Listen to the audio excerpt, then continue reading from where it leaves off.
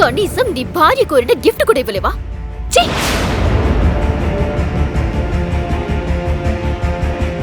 నేను నీకు మాటిస్తున్నాను, ఏదో ఒక రోజు అసలైన బ్రాండ్ నీకు గిఫ్ట్ తీసుకొని వస్తాను. జిమ్మి చూ శాండిల్సా? ఇవి 10 lakhs పైనే ఉంటాయి. సార్, ఈరోజు ఒక స్పెషల్ పర్సన్తో మీకు మీటింగ్ అరేంజ్ చేశాను. ఇది 200 కోట్ల డీల్ సార్. ఎలా అయ్యాడు ఒక బికారి రాత్రికి రాత్రే 1200 కోట్లకు అధిపతి? ఒక బిచ్చగాన్ని ప్రాధేయపడాల్సిన అవసరం ఒక కోటీశ్వరుడికి ఎందుకొచ్చింది? కోట్లు ఖర్చు పెట్టి కొన్న కారులో ఒక అడుక్కునేవాణ్ణి ఎందుకు ఎక్కించుకున్నాడు? ఎందుకు సిటీలో టాప్ బిజినెస్ మ్యాన్ ఎంతో గారాబంగా పెంచుకున్నా తన అప్సరస్ లాంటి కూతుర్ని మురికివాడలో ఉండే పేదవాడికిచ్చి పెళ్లి చేశాడు? నిన్ను భర్త అని చెప్పుకోవాలంటేనే సిగ్గుగా ఉంది. అఖిల తన తండ్రి మాటకు విలువిచ్చి సాగర్ని పెళ్లైతే చేసుకుంది. కానీ ఎప్పుడైతే తనకు సాగర్ ఒక బిజినెస్ మ్యాన్ కాదు, మురికివాడలో ఉండే ఒక పేదవాడు అని తెలిసింది, ఒక్కసారిగా తను నిర్ఘాంతపోయింది.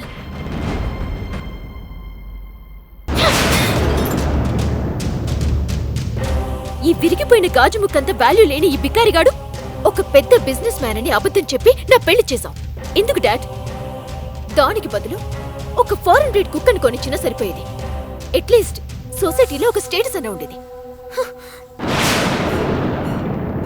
ఒక కుక్క కన్నా హీనంగా చూస్తుందని, ఆ కుక్కకిచ్చే వాల్యూ కూడా తనకు ఇవ్వట్లేదని, తను ఏం చేసినా చేదరించుకుంటుందని, అసలు తనంటేనే అసహ్యించుకుంటుందని తెలిసినా సాగర్ తన గతం గురించి ఒక్క మాట కూడా చెప్పకుండా ఎందుకు మౌనంగా భరిస్తున్నాడు? సాగర్ ఆ ఇంట్లో ఒక ఇల్లరికపు అల్లుడుగా ఉండిపోయాడు. కాని అక్కడ అతను ఒక నౌకర్లా పనిచేస్తున్నాడు. ఆ ఇంట్లో అందరూ అతని మీద అజమాయిషీ చేసేవారు. ఆ ఇంట్లో తనకు సరైన తిండే కాదు, ఉండడానికి ఒక రూమ్ కూడా ఇవ్వలేదు. అప్పుడప్పుడు హాల్లో కార్పెట్ మీద లేదంటే పెట్స్ కోసం ఏర్పాటు చేసిన రూమ్లో పడుకునేవాడు. అఖిల తన పెళ్లి ఫారిన్లో జరిగిందని తన ఫ్రెండ్స్తో చెప్పింది. తన హస్బెండ్ లండన్లో ఒక పెద్ద బిజినెస్ మ్యాన్ అని చెప్పి కవర్ చేసింది. అఖిల ఫ్రెండ్స్ ఎప్పుడైనా వాళ్ళ హస్బెండ్స్ ఇచ్చిన కాస్ట్లీ గిఫ్ట్స్ చూపించినప్పుడు తన మనసులోనే బాధపడేది. సాగర్,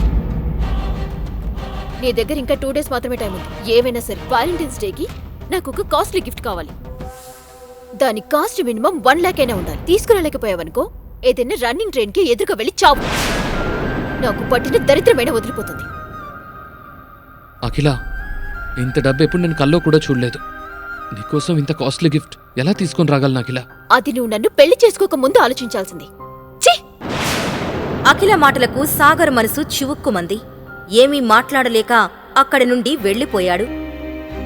2 రోజుల తర్వాత వ్యాలంటైన్స్ డే రోజు సాగర్ అఖిల దగ్గరకు వచ్చి ఒక గిఫ్ట్ బాక్స్ తన చేతిలో పెట్టాడు. అఖిల ఎంతో అసహనంగా ఆ బాక్స్ ను ఓపెన్ చేసింది. అంతే, ఆ బాక్స్ లో ఉన్న గిఫ్ట్ ని చూసి ఒక్కసారిగా షాక్ అయింది. జిమ్మి చూ శాండిల్సా? ఇవి 10 lakhs పైనే ఉంటాయి. వీటిని నువ్వెలా తీసుకొచ్చావు? అయ్యో అఖిల, ఒరిజినల్ అనుకుంటున్నావా? అవి డూప్లికేట్. ఇంత అమాయకంగా ఉంటాయేలా అని సాగర్ అనగానే అఖిల ఎంతో డిసప్పాయింటింగ్ గా ఆ శాండిల్స్ ని పక్కన పెట్టేసింది. కాని వాటి క్వాలిటీ చూసి ఎందుకో సాగర్ మీద కొంచెం అనుమానం వచ్చింది. ఎందుకంటే ఆ శాండిల్స్ చూడడానికి ఒరిజినల్విగానే ఉన్నాయి. తర్వాత రోజు అఖిల ఆ శాండిల్స్ షోరూంకు వెళ్ళింది.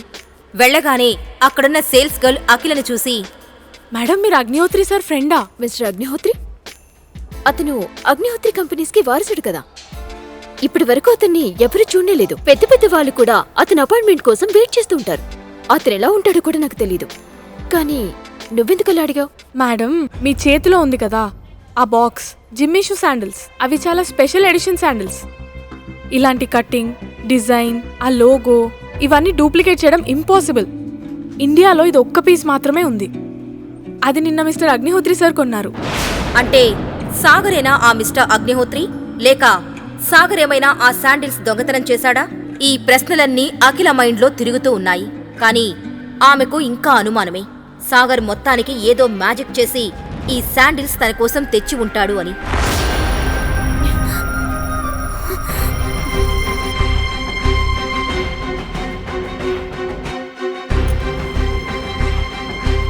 మమ్మీ, సాగర్ ఇక్కడ. ఈ మనిషి అవసరం ఉన్నప్పుడు మాయమైపోతాడు. ఈరోజు నాతో ఆఫీస్కి తీసుకెళ్దాం అనుకున్నాను. ఏం లాభం? కరెక్ట్ టైంకి ఇంట్లో లేడు మహానుభావుడు.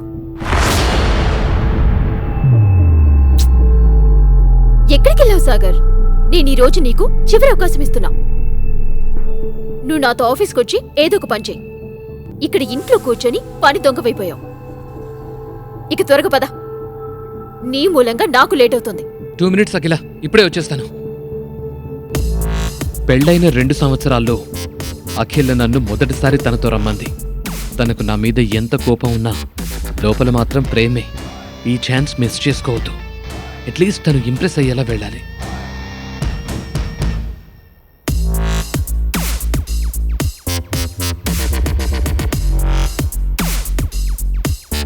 హలో పెళ్ళంగారు, వెళ్దామా?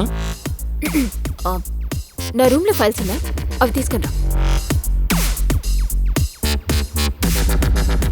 హలో మిస్టర్ ఆఫ్టర్ ఆల్ మొగుడు గారు, నేనేదో ఇవాళ నిన్ను చూశానని ఓ ఫీల్ అయిపోకు. రోజు సుత్తిబట్టలు వేసుకుని ఆ మాసిపోయిన జుట్టుతో మిస్టర్ నా పేరు బికారిలా ఉండేవాడివి. ఈ రోజు కొంచెం డిఫరెంట్ గా కనిపిస్తే చూశానంతే.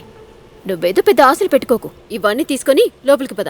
అఖిల ఇంకా సాగర్ కొంచెం సేపటికి అఖిల వాళ్ళ ఆఫీస్కి వెళ్లారు.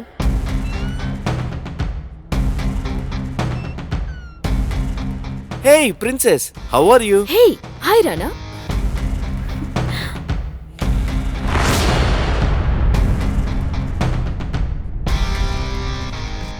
ఎప్పటి నుంచో కలుద్దాం అనుకుంటున్నాం. ఈ రోజుకైంది ఈ ప్రిన్సెస్ కి. అయ్యో ఎవరని కాదు, ఏమీ కాదు. ఏదో పని ఒత్తిడి వల్ల కొంచెం కుదరలేదు. ఓకే ఓకే, ఈసారి వదిలేస్తున్నా. But I have something for you. Surprise. సర్ప్రైజా? చూడక్లా, నీకోసం నేనేం తెచ్చాను. సభ్యసాచి లెహెంగా. ఇది నా కోసం తెచ్చావా Rana? This is so lovely. Thank you so much for your gift. ఈ మాత్రానికి థ్యాంక్స్ ఎందుకక్లా? నీ ముందివన్నీ చాలా చిన్నవి. నేను నా ఫ్రెండ్కి చెప్పి స్పెషల్గా తెప్పించా. మొత్తం 20 lakhs అయింది. Oh my god, 20 lakhs. Thank you so much again. Akhila, ఈ లెహంగా డూప్లికేట్, ఒరిజినల్ కానే కాదు.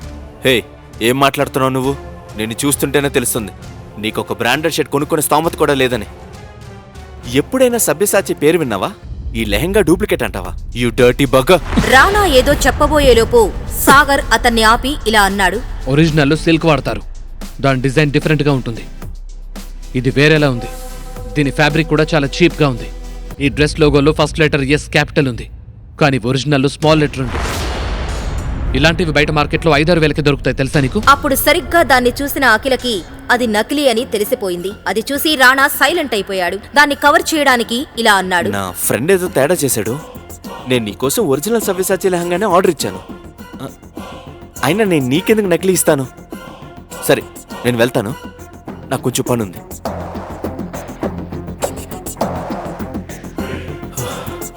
అమ్మో, కొంచెం ఉంటే దొరికిపోయామండి. రానా నా బిజినెస్ పార్ట్నర్, పెద్ద కోటీశ్వరుడు, బిజినెస్ వరల్డ్లోని కింగ్, నా కంపెనీకి ఇన్వెస్టర్ కూడా. సాగర్ ప్రవర్తన మూలంగా రానా ఇన్వెస్ట్ చేయకపోతే ఏంటి పరిస్థితి? సాగర్ మూలంగా నేను ఇన్నేళ్లు నా కష్టాన్ని వృధా కానివ్వను. ఇప్పుడు కంపెనీ కోసం సాగర్ కన్నా రానా ముఖ్యం. సాగర్, ఏ సాగర్, ఏంటి పిచ్చి పనులు? అసలు నా మీద నీకు ఏం హక్కుందని పనికి వాళ్ళ సలహాలిస్తున్నావు? ఎంత ధైర్యం నీకు? ఏదో ఒక్కసారి కొంచెం స్పేస్ ఇచ్చి నాతో ఆఫీస్కి తీసుకొస్తే ఎలాంటి ప్రాబ్లం క్రియేట్ చేశావు? నేను ఇక్కడికి తీసుకొచ్చే తప్పు చేశాను. అఖిల మాటలకు సమాధానం కూడా చెప్పలేదు సాగర్. ఇంతలో కోపంతో రగిలిపోతున్న రానా బయటకు వచ్చి ఆవేశంగా, అరే బికారి, నిన్నరా పిలిచేది? ఆగక్కడ. ఎక్కడికి వెళ్తున్నావు?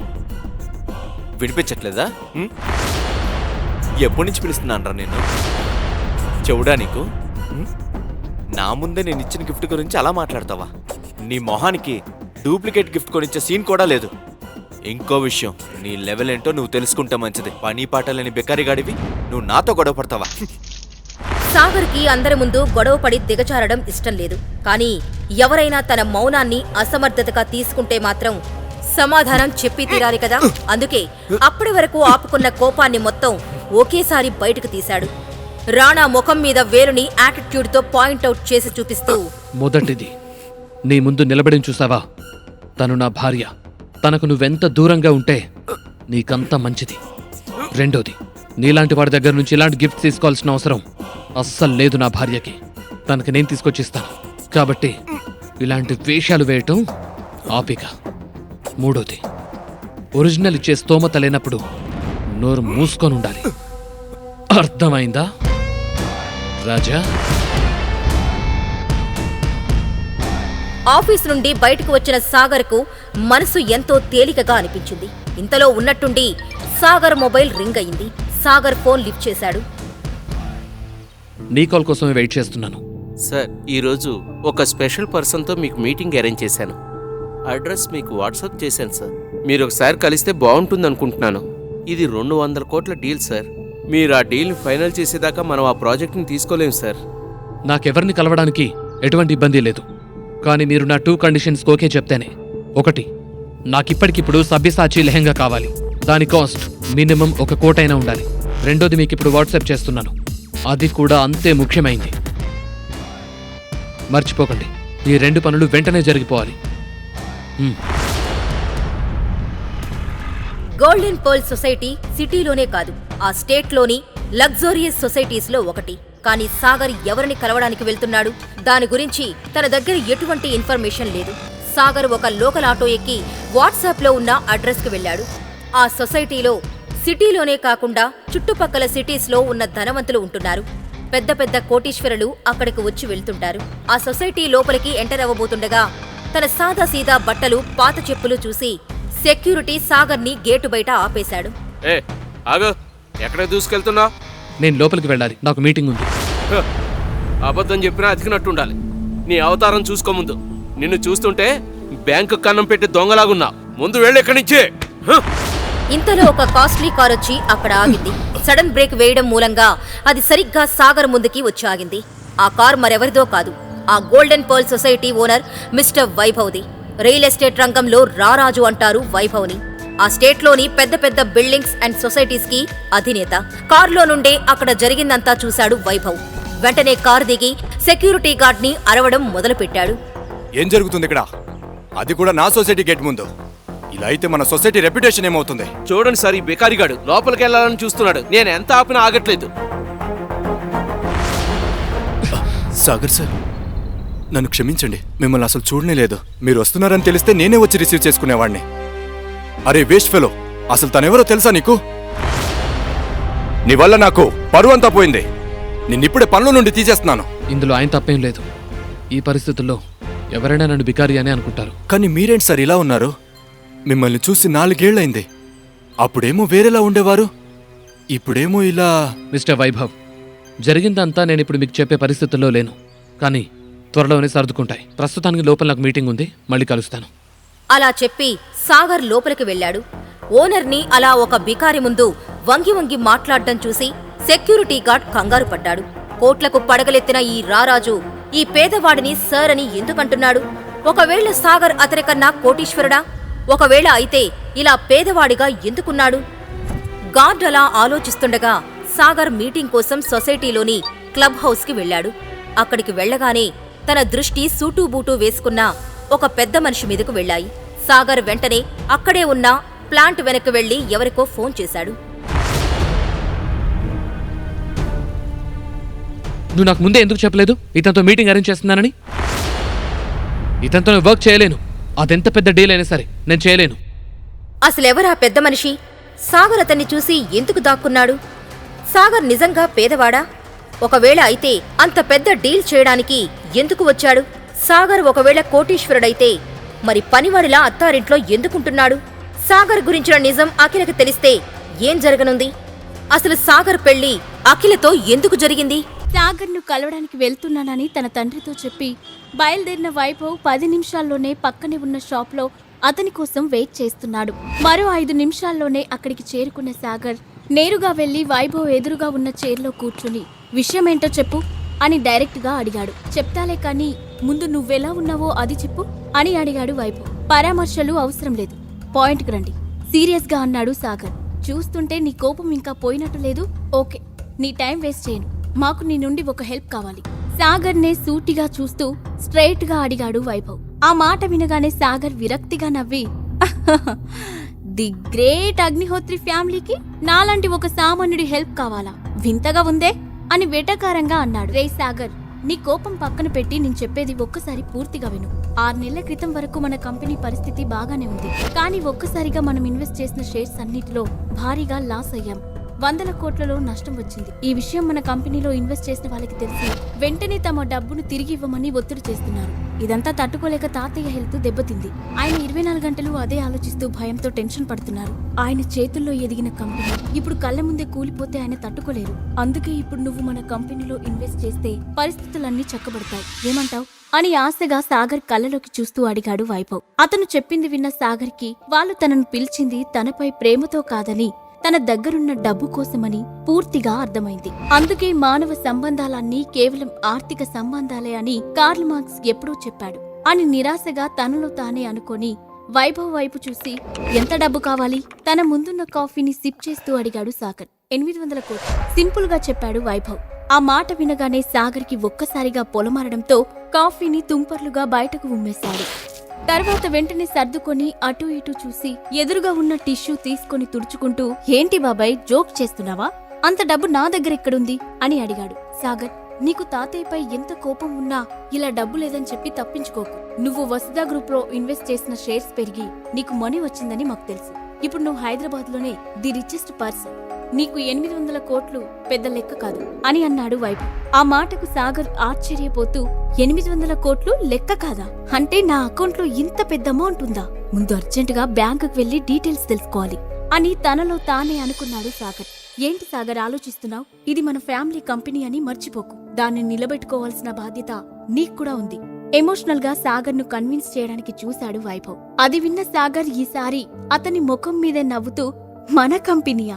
3 ఏళ్ల క్రితమే నాకు ఈ కంపెనీతో గాని ఈ ఇంటితో గాని సంబంధం లేదని చెప్పేశారు కదా, మళ్ళీ ఇంత హఠాత్తుగా అది నా కంపెనీ ఎప్పుడైంది? సారీ బాబాయ్, నేను ఈ పని చేయలేను అని చెప్పి అక్కడి నుండి లేచాడు సాగర్. వైభవ్ వెంటనే సాగర్, నువ్వు ఊరికే ఈ హెల్ప్ చేయాల్సిన పని లేదు. దీనికి బదులుగా మీ పిన్ని పేరు మీదున్న స్వప్నలోక్ ఎంటర్టైన్మెంట్ కంపెనీని నీ పేరు మీద రాస్తాను అని అన్నాడు. ఆ మాట వినగానే సాగర్ అక్కడే ఆగి వైభవ్ వైపు నమ్మలేనట్లుగా చూశాడు.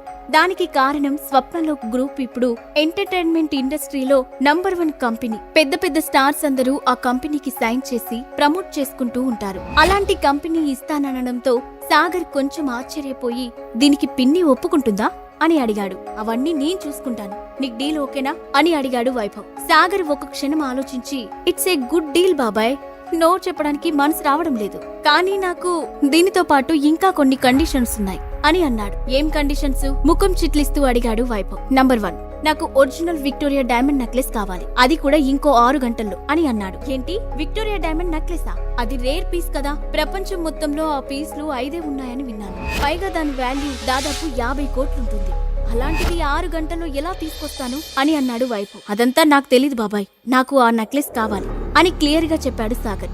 దాంతో వైభవ్ అతని వైపు కొంచెం కోపంగా చూసి సరే నీ రెండో కండిషన్ ఏంటి అని అడిగాడు. మల్హోత్రా గ్రూప్ రాత్రికి రాత్రే దివాలా తీయాలి. దాని చైర్మన్ రానా మల్హోత్రా ఈ రోజు రాత్రికి నడి రోడ్డు పైకి రావాలి అని చెప్పాడు సాగర్. ఆ మాట వినగానే పక్కనే బాంబు పడ్డట్లుగా అదిరిపడ్డ వైభవ్, ఏం మాట్లాడుతున్నావు సాగర్? మల్హోత్రా గ్రూప్ సిటీలో టాప్ కంపెనీ, దాని చైర్మన్ రానా కూడా సామాన్యుడు కాదని విన్నాను అని కంగారుగా చెప్పాడు వైభవ్. నువ్వేం చేస్తావో ఎలా చేస్తావో నాకు తెలీదు బాబాయ్. రేపు తెల్లారేసరికల్లా ఈ 2 పనులు పూర్తయిపోవాలి. అప్పుడే నువ్వు అడిగిన ఇన్వెస్ట్మెంట్ చేస్తాను. అలాగే స్వప్నలోకి రిజిస్ట్రేషన్ కూడా రేపే పూర్తవుతుంది అని చెప్పి ఇక అతనికి మాట్లాడే అవకాశం ఇవ్వకుండా బయటికి నడిచాడు సాగర్. వైభవ్ నోట మాట రానట్లు సాగర్ వెళ్లిన వైపే చూస్తూ నుంచున్నాడు. వైభవ్ ఖచ్చితంగా తాను చెప్పిన పనులన్నీ పూర్తి చేస్తాడని సాగర్కి తెలుసు. ఎందుకంటే ఇప్పుడు అతనికి సాగర్ తప్ప మరో ఆప్షన్ లేదు. దాంతో అతను ఉత్సాహంగా కాఫీ షాప్ నుండి బయటకు వచ్చి ముందు అఖిల కంపెనీకి అవసరమైన 40 కోట్లు ఆమె అకౌంట్కి ట్రాన్స్ఫర్ చేయాలి. అఖిల హ్యాపీగా ఫీల్ అవుతుంది అని అనుకుంటూ తన మొబైల్ బయటకు తీశాడు. ఇంతలో మెసేజ్ టోన్ టింగ్ అంటూ మోగింది. అది అఖిల దగ్గర నుండి వచ్చిన మెసేజ్ కావడంతో సాగర్ వెంటనే దాన్ని ఓపెన్ చేశాడు. ఈ రోజు ఈవినింగ్ సురేఖ ఆంటీ ఇంట్లో ఫ్యామిలీ ఫంక్షన్ ఉంది, మనం తప్పకుండా వెళ్ళాలి. నీ అకౌంట్లో 30,000 ట్రాన్స్ఫర్ చేస్తున్నాను. మంచి సూట్ కొనుక్కొని టైంకి ఇంటికి వచ్చాయి అని ఉంది. అది చూసిన సాగర్ నవ్వుకుంటూ, నేను నీకు 40 కోట్లు ట్రాన్స్ఫర్ చేయాలనుకుంటే నువ్వు నాకు 30,000 ట్రాన్స్ఫర్ చేసావా డార్లింగ్ అనుకొని నవ్వుకున్నాడు. అఖిల సొల్యూషన్స్ మీటింగ్ హాల్లో సాగర్ కి అమౌంట్ ట్రాన్స్ఫర్ చేసిన అఖిల తన మొబైల్ పక్కన పెట్టి అప్పుడే లోపలికి వచ్చిన రానాను మర్యాదగా ఇన్వైట్ చేస్తూ please take your seat mister రానా అని అంది. రానా నవ్వుతూ వెళ్లి చైర్లో కూర్చున్నాడు. వెంటనే అఖిల లేచి తాను చేస్తున్న ప్రాజెక్టు గురించి అతనికి ఎక్స్ప్లెయిన్ చేస్తూ పవర్ పాయింట్ ప్రజెంటేషన్ ఇవ్వడం మొదలుపెట్టింది. ఫార్మల్ సూట్లో ఉన్న అఖిల అందాలను వెనుక నుండే ఆస్వాదిస్తున్న రానా ఆమె చెప్పే ప్రాజెక్టు కన్నా ఆమె బాడీ మెజర్మెంట్స్ పై ఎక్కువ దృష్టి పెట్టాడు. 10 నిమిషాల్లో ప్రజెంటేషన్ పూర్తి చేసిన అఖిల చైర్లో కూర్చొని, well mister Rana, that's my project. Last time ఈ ప్రాజెక్ట్లో కొన్ని ఎర్రర్స్ వచ్చిన మాట నిజం, బట్ మేము వాటిని కరెక్ట్ చేసి ప్రొడక్షన్ రీస్టార్ట్ చేస్తున్నాం. ఈసారి ప్రాజెక్టు తప్పకుండా సక్సెస్ అవుతుందని నమ్మకం మాకుంది. మీరేమంటారు అని అడిగింది. Of course Akhila, me project నాకు బాగా నచ్చింది, వెరీ ఇంప్రెసివ్. నేను తప్పకుండా ఇందులో ఇన్వెస్ట్ చేస్తాను అని వెంటనే చెప్పాడు రానా. Thank you mister Rana, thank you so much అని ఎగ్జైటింగ్ గా చెప్పింది అఖిల.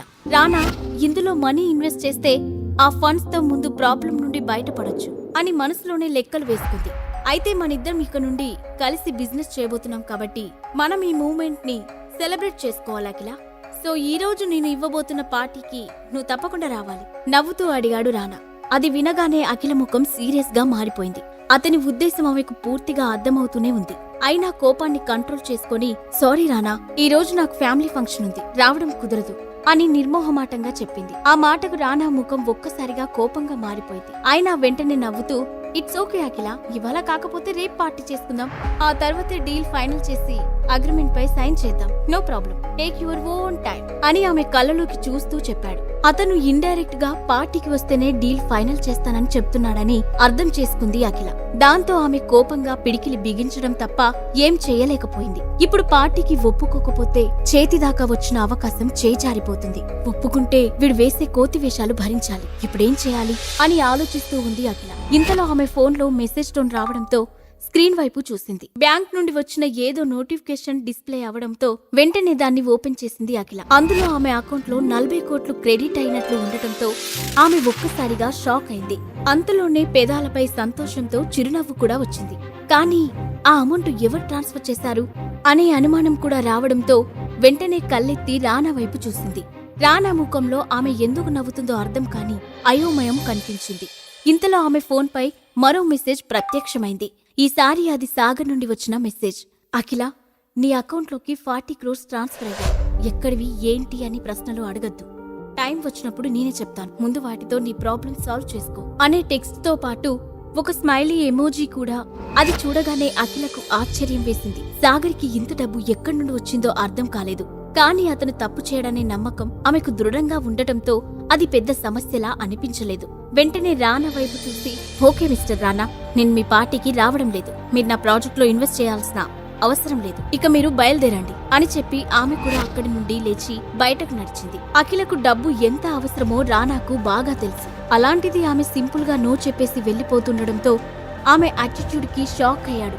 అయినా వెంటనే తేరుకుని, అఖిల, ఒకసారి నేను చెప్పేది విను అంటూ ఆమె వెనక్కే వెళ్లబోయాడు. ఇంతలో అతని ఫోన్ రింగ్ అవడంతో చిరగ్గానే కాల్ లిఫ్ట్ చేసి, హలో అని అన్నాడు. సార్, హఠాత్తుగా కొంతమంది ఐటీ డిపార్ట్మెంట్ నుండి రైడ్కు వచ్చారు అని అతను చెబుతూ ఉండగానే మధ్యలో ఫోన్ కట్ అయింది. రానా కట్ అయిన ఫోన్ వైపు అయోమయంగా చూస్తూ, వాట్ నాన్ సెన్స్, ఇంత సడన్ గా ఐటీ రైడ్ చేయడమేంటి అనుకుంటూ మళ్లీ కాల్ బ్యాక్ చేయబోయాడు. కానీ ఇంతలో అతని ఫోన్ మళ్లీ రింగ్ అయింది. అటువైపు నుండి ఆఫీస్ మేనేజర్ కాల్ చేస్తున్నాడు. అది చూడగానే రానా మనసు కీడు శంకించడంతో అనుమానంగానే కాల్ లిఫ్ట్ చేసి, హలో అన్నాడు.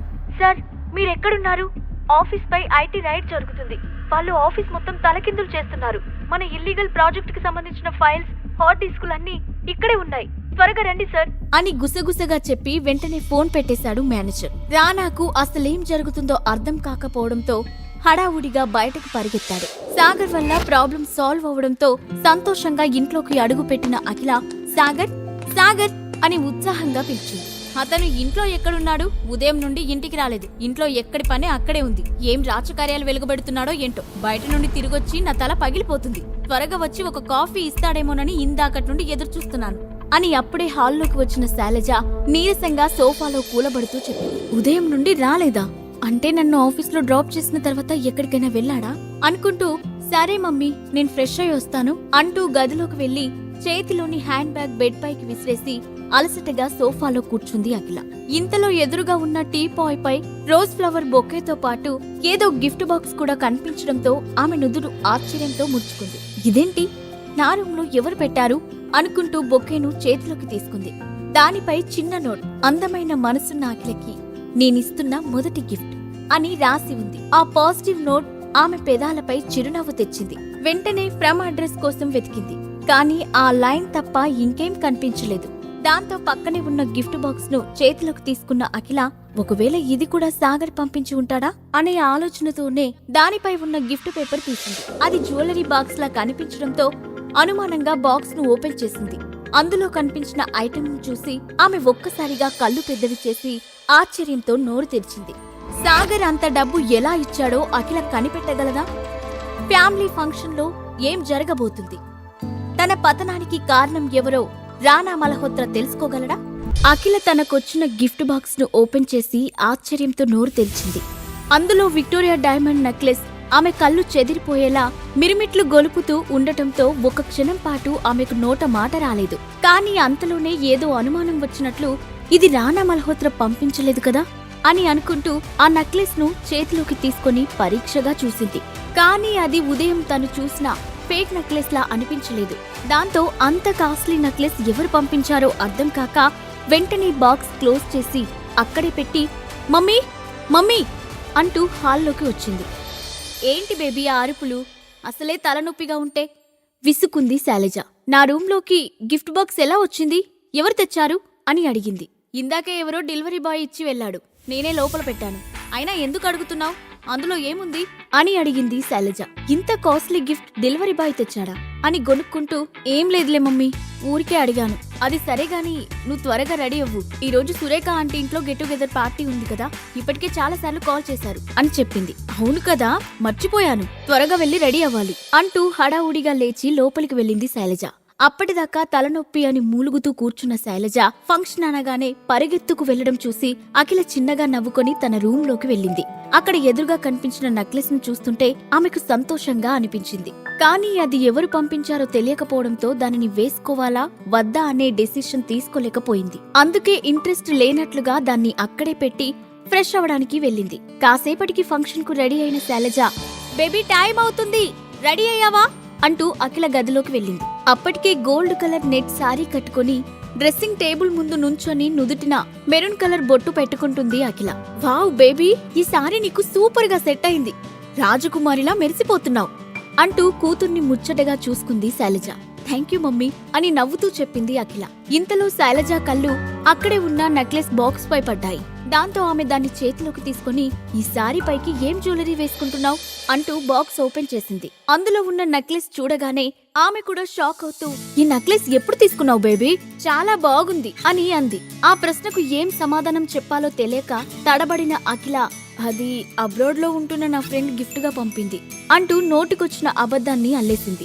అది విక్టోరియా డైమండ్ నెక్లెస్ అని తెలియకపోవడంతో శైలజ కూడా ఆ విషయాన్ని పెద్దగా పట్టించుకోకుండా, హో చాలా బాగుంది బేబీ, ఈ సారీ పైకి కరెక్ట్ గా సెట్ అవుతుంది అంటూనే దాన్ని తీసుకుని అఖిల మెడలో పెట్టింది.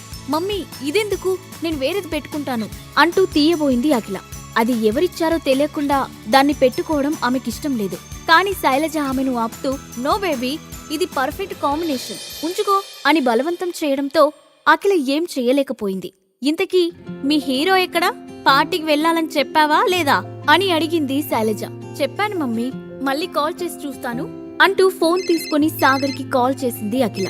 హా అఖిల, మీరు పార్టీకి వెళ్ళండి, నేను డైరెక్ట్ గా అక్కడికి వచ్చేస్తాను అని అన్నాడు సాగర్. ఎందుకు, ఇంటికే రావచ్చు కదా అని అడిగింది అఖిల.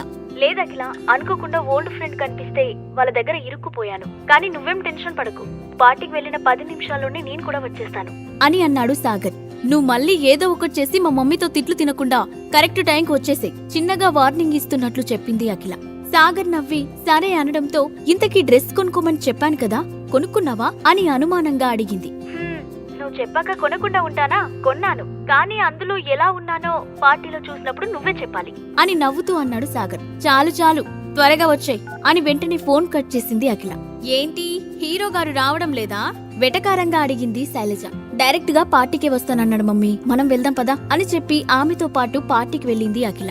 నువ్వు కూడా ఏంటి అఖిల, ఇంత లేట్ గా ఫంక్షన్ కి వచ్చావు అని నవ్వుతూ అడిగింది ఆమె అత్తయ్య సురేఖ.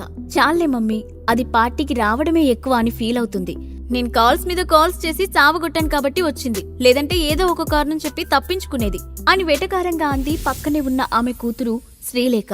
పాప పి సుశీల, కాస్త ఎక్కువైంది, తగ్గిస్తావా అని శ్రీలేఖ తల మీద చిన్నగా కొట్టి అంది అఖిల. ఆమె వెనకాల వచ్చిన శైలజను చూసి శైలజ బావున్నావా అని ఆప్యాయంగా అడిగింది సురేఖ.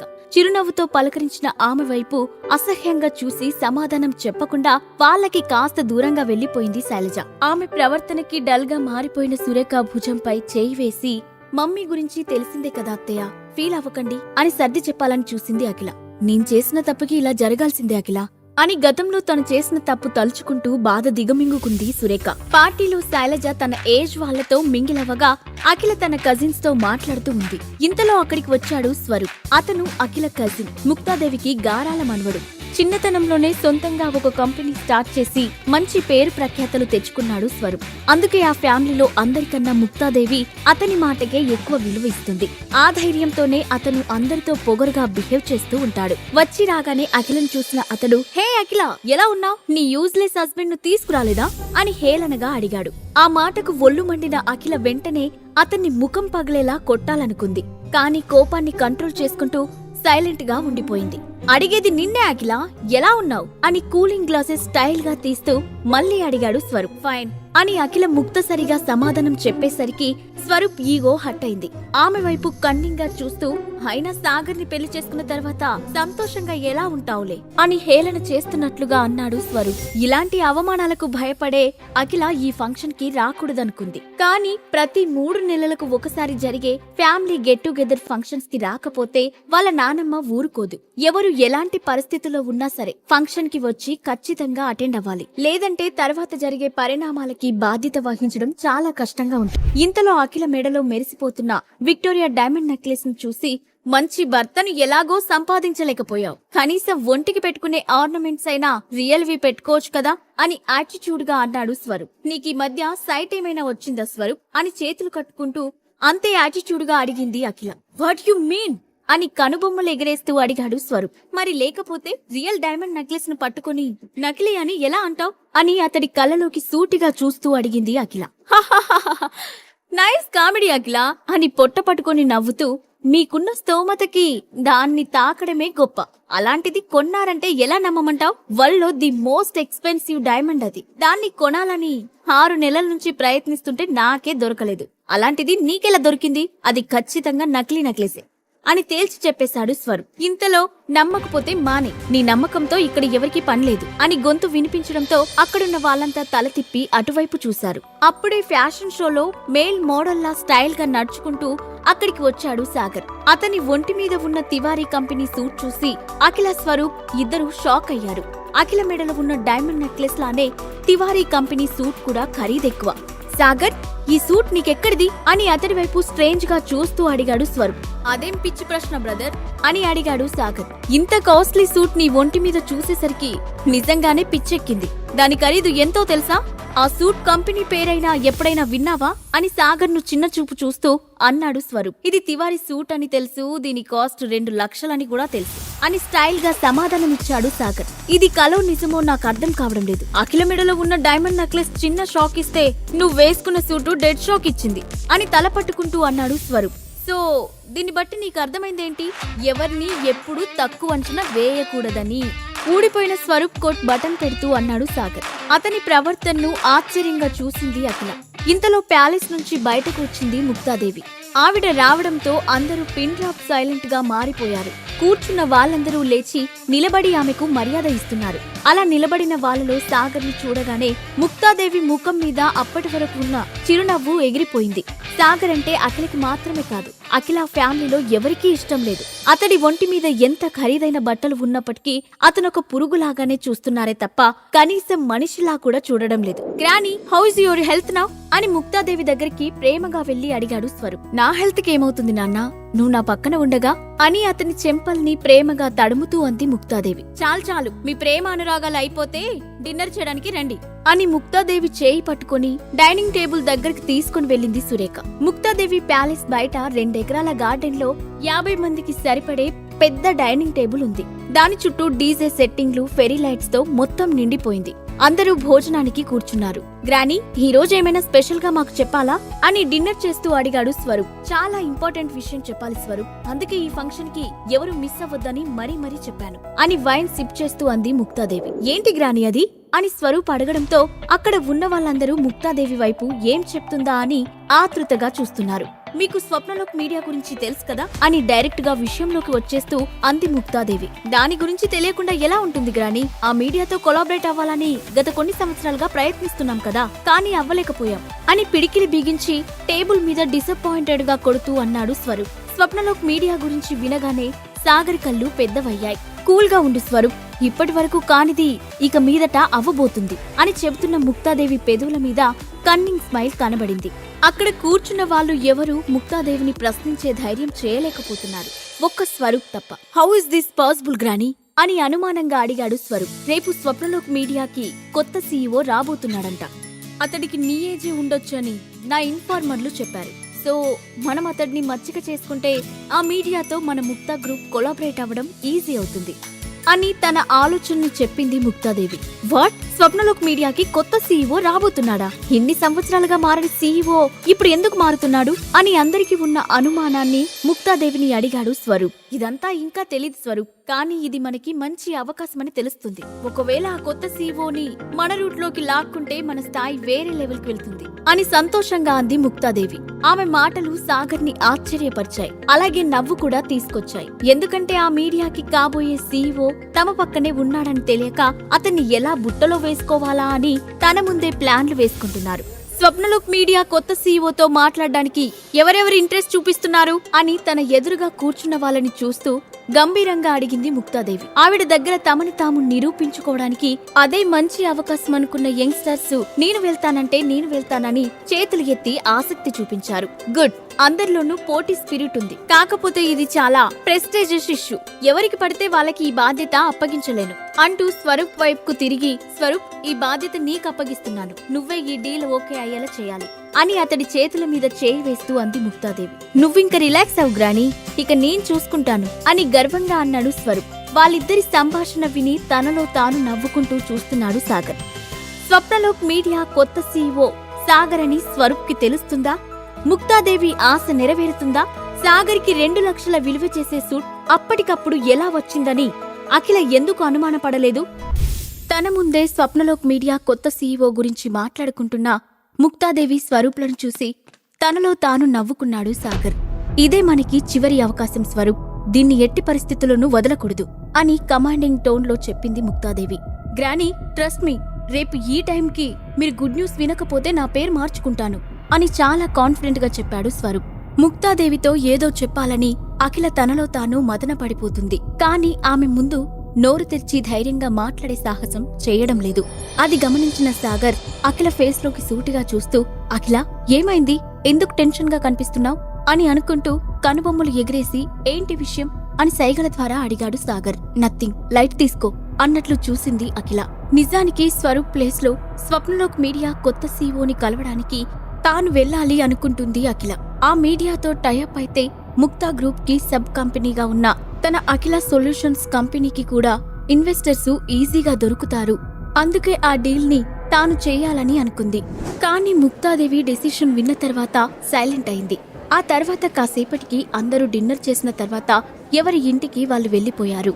ఇంటికి తిరిగి వచ్చిన శైలజ తన వెనకాల వస్తున్న అఖిల సాగర్లను చూస్తూ వీళ్ళిద్దరి మధ్య ఏం జరుగుతుందో అర్థం కావడం లేదు, కానీ ఏదో ఒకటి చేసి త్వరగా వారసుని పొందాలి. దీని గురించి అఖిల నాన్నగారికి నేను సమాధానం చెప్పలేకపోతున్నాను. ఆయన అబ్రాడ్ లో ఉండడం వల్ల వీళ్ళ మధ్య రిలేషన్ సరిగ్గా ఉందని అనుకుంటున్నారు. నేను కూడా నిజం చెప్పలేకపోతున్నాను. ఒకసారి సాగర్తో ఈ విషయం గురించి మాట్లాడాలి. నేను మాట్లాడటం కన్నా అతని పేరెంట్స్ తో మాట్లాడించడం మంచిది. కానీ ఎన్నిసార్లు అడిగినా సాగర్ తన పేరెంట్స్ గురించి చెప్పకుండా ఏదో ఒకటి దాటేస్తున్నాడు. అసలు అతని ఫ్యామిలీ పేరెంట్స్ ఎవరో తెలియకుండానే నా భర్త అబ్బాయి మంచివాడని ఈ పెళ్లి చేశాడు. అసలు ఈ సాగర్ ఫ్యామిలీ బ్యాక్గ్రౌండ్ ఏంటో తెలియడం లేదు అని అనుకుంటూనే లోపలికి వచ్చింది. ఎందుకు టెన్షన్ పడుతున్నావు అఖిల? సాగర్ అన్న మాటల గురించి ఆలోచిస్తూ తన గదికి వెళ్లిపోయింది అఖిల. 2 నిమిషాల తర్వాత సాగర్ గది దగ్గరికి వెళ్లిన శైలజ అతన్ని పిలిచి, సాగర్, మీ మామయ్య గారు మీ ఇద్దరికి పుట్టబోయే బిడ్డ కోసం ఎదురు చూస్తున్నారు. పెళ్ళై 2 ఏళ్లైనా పిల్లలు ఎందుకు లేరని మీ ఇద్దరికీ ఒకసారి టెస్ట్ చేయించమని అన్నారు. నిజానికి మీ ఇద్దరి మధ్య ఎలాంటి రిలేషన్ లేదని నాకు తెలుసు. కాబట్టి కనీసం టెస్ట్ ట్యూబ్ బేబీ కోసమైనా ట్రై చేయడం మంచిది. ఒకసారి మీ పేరెంట్స్ ను కూడా పిలిపించు, దీని గురించి మాట్లాడాలి అని చెప్పి అతని సమాధానం కూడా వినకుండానే వెళ్లిపోయింది. శైలజ అంత సడన్ గా పిల్లల గురించి మాట్లాడటంతో సాగర్ విచిత్రంగా చూసి, ఈ అత్తయ్య ఎప్పుడు ఏం మాట్లాడుతుందో అర్థం కాదు, అయినా ఈ పని కోసం నా పేరెంట్స్ ని పిలిపించాలా అనుకొని ఆ విషయం గురించి పెద్దగా పట్టించుకోకుండా డోర్ క్లోజ్ చేస్తున్నాడు. తెల్లారింది. అఖిల త్వరగా రెడీ అయి ఆఫీస్కి వెళ్లిపోయింది. నైట్ కాస్త లేట్ అవడంతో సాగర్ కాస్త ఆలస్యంగా లేచాడు. శైలజ కూడా నిద్ర లేవకపోవడంతో సాగర్ బ్రతికిపోయాడు. లేదంటే ఇంట్లో పని చేయకుండా నిద్రపోతున్నావంటూ చంపుకు తినేది. నిద్రలేచి కిచెన్లోకి వెళ్లిన సాగర్ పని చేసుకుంటూ ఉండగా అతని మొబైల్ రింగ్ అయింది. చెప్పండి బాబాయ్, ఏంటి విషయం అని కాల్ లిఫ్ట్ చేసి అడిగాడు సాగర్. నువ్వు చెప్పిన కండిషన్స్ అన్ని పూర్తి చేశాను. ఇక నువ్వు మనీ ఇన్వెస్ట్ చేయడం స్వప్నలు కంపెనీని నీ పేరు మీద రిజిస్టర్ చేయడమే మిగిలిపోయింది. అది ఈ రోజే జరిగితే మంచిది అని అన్నాడు. తప్పకుండా బాబాయ్, నేనింకో గంటలో వస్తాను, మీరు ఏర్పాట్లు చేసుకోండి అని చెప్పాడు సాగర్. సరే, నేను ఫార్మాలిటీస్ అన్ని పూర్తి చేసి డాక్యుమెంట్స్ తెస్తాను, నువ్వు సైన్ చేస్తే చాలు అని అన్నాడు వైభవ్. మీ ఇష్టం బాబాయ్ అని చెప్పి ఫోన్ పెట్టేశాడు సాగర్. ఆ తర్వాత ఇంట్లో పనులన్నీ పూర్తి చేసుకుని బయటకు వచ్చిన సాగర్ మళ్ళీ కాఫీ కేఫ్లో వైభవ్ను కలుసుకున్నాడు.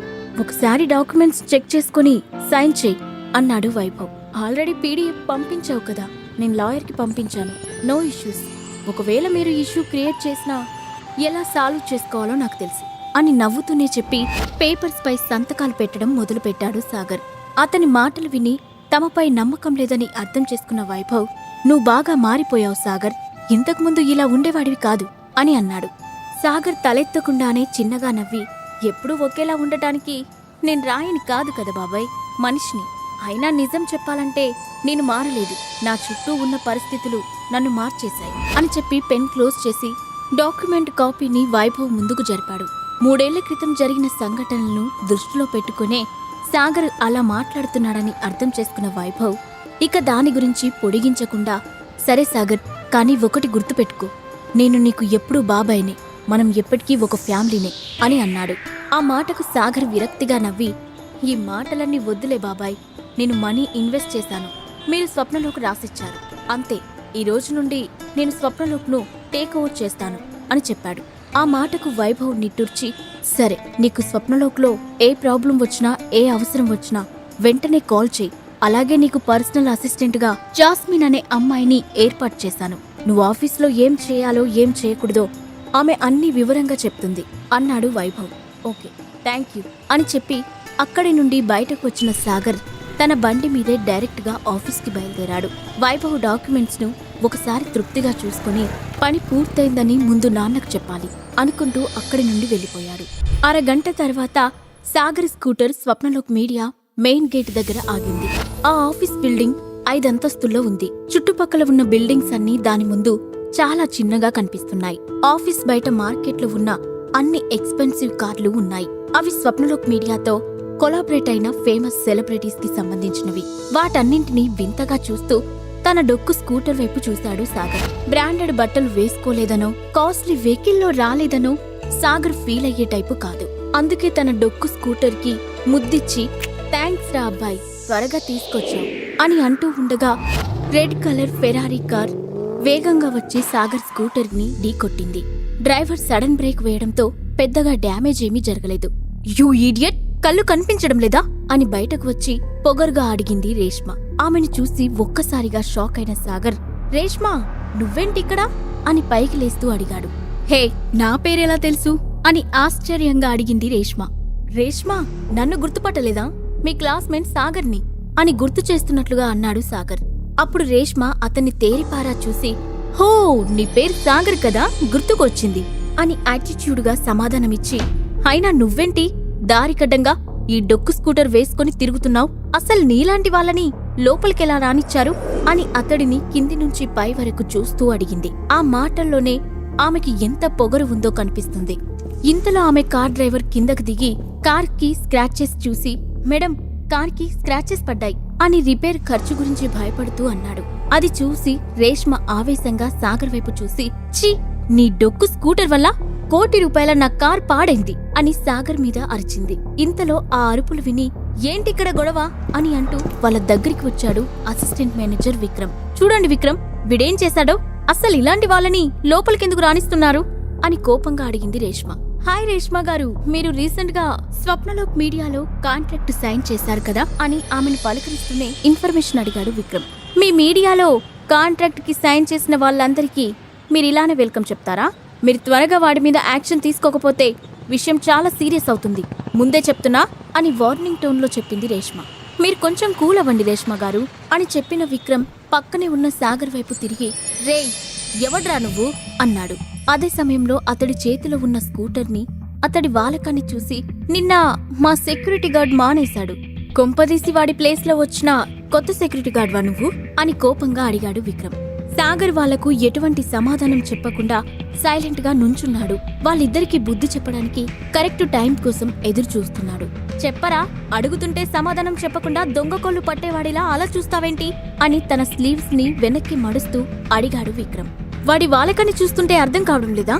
సెక్యూరిటీ గార్డ్ అని వెంటనే అతన్ని ఉద్యోగం నుంచి తీసేయ్, లేదంటే నేనిక్కడి నుంచి వెళ్ళిపోతాను అని కోపంతో ఊగిపోతూ అంది రేష్మ. సాగర్ తన క్లాస్మేట్ అని తెలిసినా కూడా ఆమె యాటిట్యూడ్ లో కొంచెం కూడా మార్పు లేదు. పైగా అతన్ని మరింత అసహ్యంగా చూసింది రేష్మ. యు ఆర్ ఫైర్డ్, వెంటనే ఇక్కడి నుంచి వెళ్ళిపో, లేదంటే పోలీసుల్ని పిలవాల్సి వస్తుంది అని సీరియస్ గా అన్నాడు విక్రమ్. వాట్? నీకు నన్ను ఫైర్ చేసే రైట్ ఉందా? నువ్వు జస్ట్ అసిస్టెంట్ మాత్రమే, నీకు మందలించే రైట్ ఉందేమో కానీ ఉద్యోగం నుంచి తీసేసే రైట్ లేదు అని పొగరుగా సమాధానం ఇచ్చాడు సాగర్. చూసావా వాడి పొగరు అని రేష్మ పళ్ళు కొరుకుతూ అంది. ఇంతలో వాళ్ళ అరుపులు విని, అసలిక్కడేం జరుగుతుంది అంటూ రిసెప్షన్ నుంచి ఒక మిడిల్ ఏజ్డ్ ఉమెన్ బయటకు వస్తూ అంది. ఆమె పేరు శిల్ప. స్వప్నలోక్ మీడియాలో పబ్లిసిటీ డిపార్ట్మెంట్ కి జనరల్ మేనేజర్. అంతేకాకుండా రేష్మకి ఆంటీ కూడా. ఆవిడ రికమెండేషన్ తోనే రేష్మ ఆ మీడియాలో అడుగుపెట్టింది. ఆంటీ మీరే చూడండి, వీడేం చేశాడో అని తన కార్కి పడ్డ స్క్రాచెస్ ని చూపిస్తూ అంది రేష్మ. అది చూసి సిచ్యువేషన్ ని అర్థం చేసుకున్న శిల్ప, బయట గొడవ పడితే తమ రిప్యుటేషన్ పోతుంది అనుకుని రేష్మని కామ్ చేసి, ఏయ్ నువ్వు త్వరగా సారీ చెప్పి ఇక్కడి నుంచి వెళ్ళిపో, ఈ రోజు అసలే కొత్త సీఓ రాబోతున్నారు, నీలాంటి వాళ్ళని ఇక్కడ చూస్తే ఆయన చాలా పెద్ద శిక్ష వేస్తారు అని భయపెడుతూ అంది. ఏంటి సైలెంట్ గా ఉన్నానని మీ ముగ్గురు రెచ్చిపోతున్నారు? నా స్కూటర్ ముందుంటే వెనుకొచ్చిన కార్కి ఎలా యాక్సిడెంట్ చేస్తాను? సారీ చెప్పాల్సింది నేను కాదు, ఆమె అని గంభీరంగా అన్నాడు సాగర్. అతని మాటలకు శిల్ప కోపంతో ఊగిపోతూ, వాట్ ద హెల్, అసలు నీ గురించి నువ్వేమనుకుంటున్నావురా అని సాగర్ పైకి దూసుకెళ్ళింది. కాని ఇంతలో, how dare you to talk like this to him అని శిల్పకి అడ్డుగా వచ్చి అంది జాస్మిన్. ఆమెను హఠాత్తుగా అక్కడ చూసిన శిల్ప వెంటనే ఆగిపోయి, జాస్మిన్ ఏంటి ఇలా మాట్లాడుతున్నావు? వాడేమైనా ఈ కంపెనీకి కొత్త సీఓనా? ఇంతలా భయపడిపోతున్నావు అని వెటకారంగా అడిగింది. అవును, ఆయనే మన కంపెనీకి వచ్చిన కొత్త సీఓ, మిస్టర్ సాగర్ అగ్నిహోత్రి అని జాస్మిన్ కోల్డ్ వాయిస్ తో చెప్పింది. అది వినగానే అక్కడ ఉన్న ముగ్గురికి గుండెలాగిపోయాయి. సాగర్ జీవితంలో వచ్చిన రేష్మ అతని జీవితంలో వచ్చే మార్పులకి కారణం కాగలదా? స్వప్నలోక్ మీడియాకి కొత్త సీఓ సాగరే అని అఖిల ఎప్పుడు తెలుసుకుంటుంది? సాగర్ను అవమానించబోయిన శిల్పకు అడ్డుగా వచ్చిన జాస్మిన్ అతను స్వప్నలోక్ కంపెనీకి కొత్తగా వచ్చిన సీఈఓ అని చెప్పింది. ఆ మాటలు విని అక్కడున్న వాళ్ళందరికీ పై ప్రాణాలు పైనైపోయాయి. అప్పుడు జాస్మిన్ సాగర్తో, క్షమించండి సార్, మీకన్నా ముందే రావాలనుకున్నాను, కానీ ట్రాఫిక్ జామ్ వల్ల లేట్ అయిపోయింది అని సంజాయిషీ ఇచ్చుకుంది.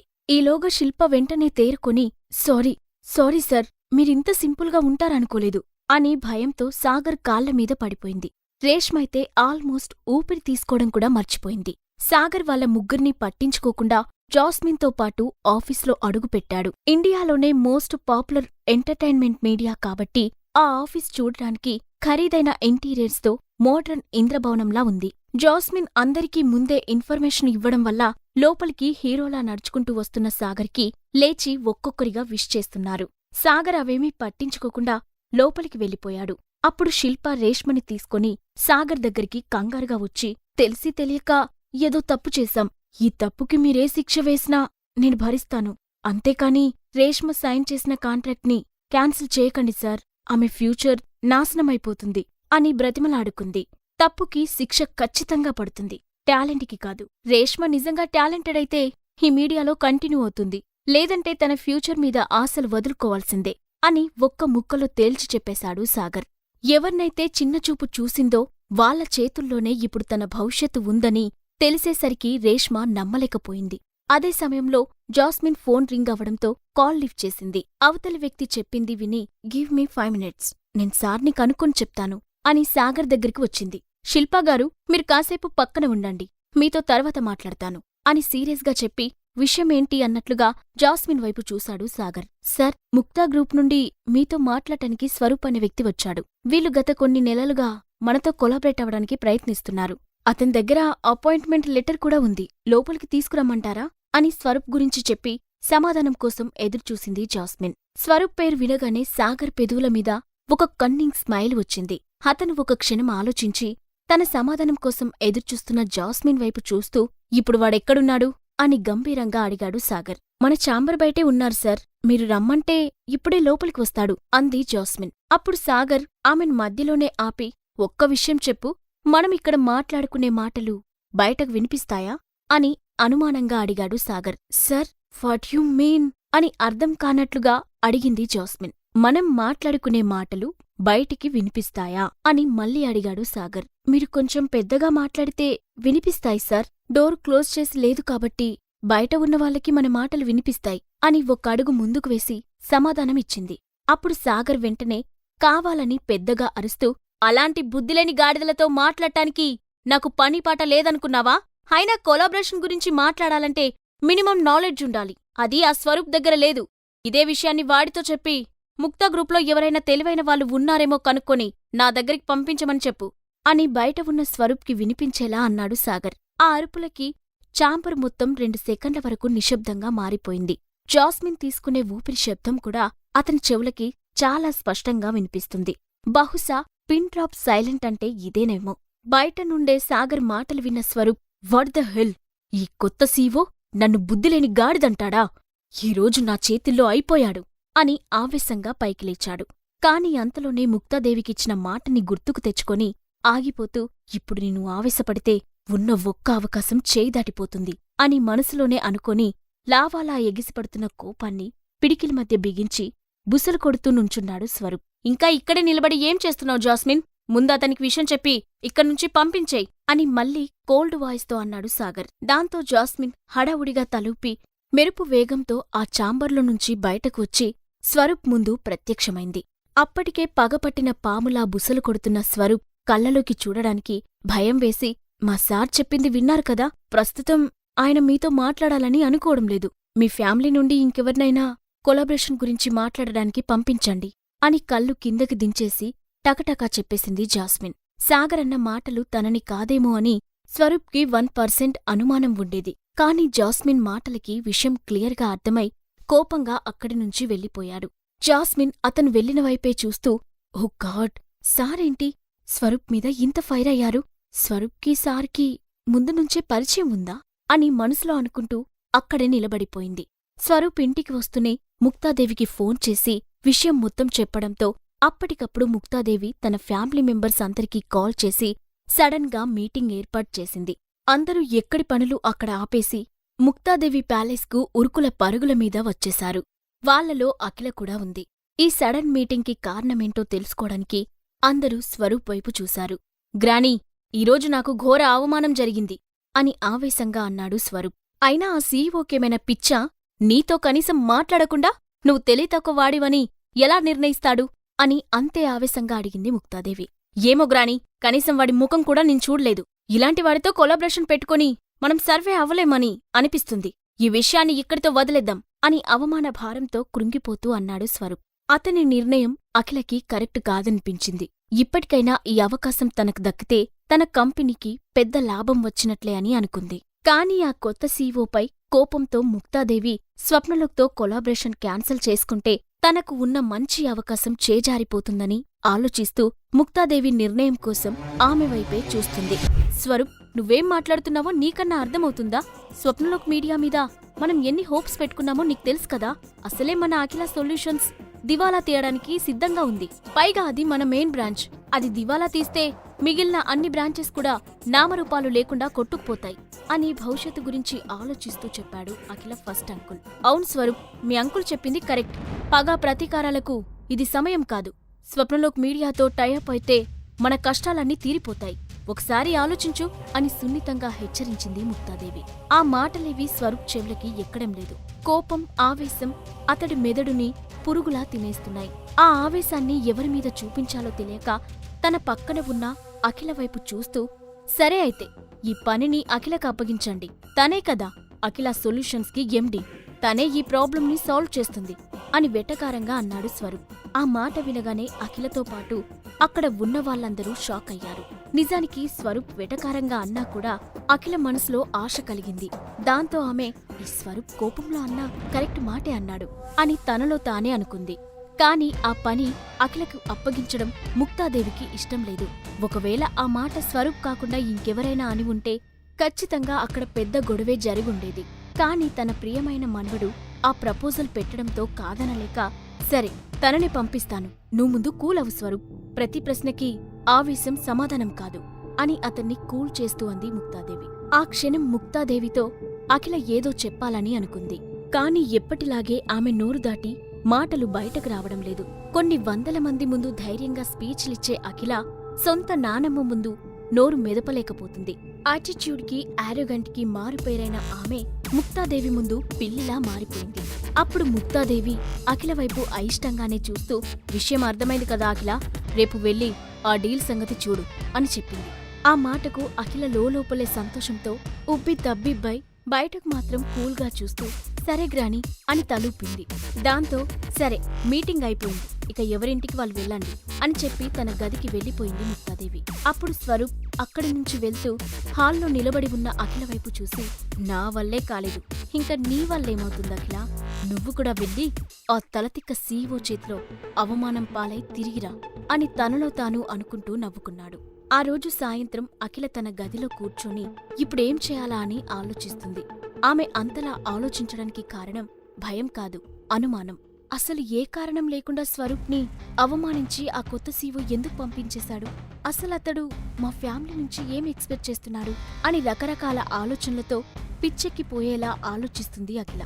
చాలాసేపటి వరకు అదే ఆలోచనతో సతమతమైన ఆమె, హో గాడ్, అసలా కొత్త సీఈఓ ఎవరు? నా ఊహకందడం లేదు అంటూ తన గదిలో అటూ ఇటూ కాలు కాలిన పిల్లిలా తిరుగుతూ ఉంది. ఇంతలో సడన్ గా ఆ రూంలోకి ఎంట్రీ ఇచ్చింది రజిత. ఆలోచనలతో పిచ్చెక్కిపోతున్న అఖిల ఆమెను చూడగానే వెంటనే హగ్ చేసుకుని, కరెక్ట్ టైంకి వచ్చావే అని కాస్త రిలీఫ్గా అంది.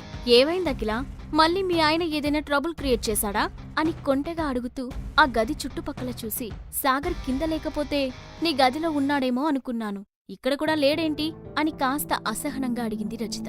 రోజూ ఆఫీస్ నుంచి రాగానే ఏమైనా కావాలా అని అడిగే సాగర్ ఈరోజు ఇంటికి వచ్చిన దగ్గర్నుంచి తన దగ్గరికి రాకపోవడంతో అఖిలకి కూడా అనుమానం వచ్చింది.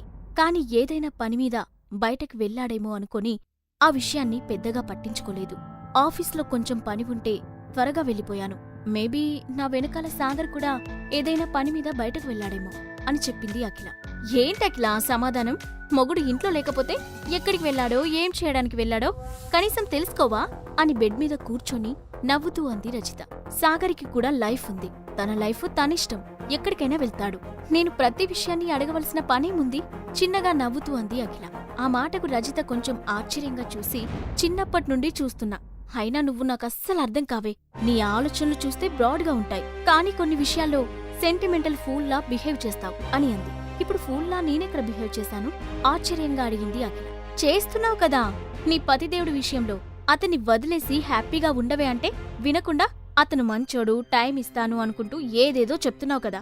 కొంచెం చిరాగ్గా అంది రజిత. ఆమె కోపాన్ని చూసి అఖిల నవ్వి, అందులో తప్పేం లేదులే, ఇన్ఫాక్ట్ నా డెసిషన్ కరెక్టే అని ఈ మధ్య కొన్ని విషయాల్లో ప్రూవ్ అయింది కూడా అని చెప్పింది. హబచ్చా, ఇంతకీ అంత మంచి పని ఏం చేశాడో నీ పతిదేవుడు, మాక్కూడా చెప్తే విని తరిస్తాం కదా వెటకారంగా అంది రజిత.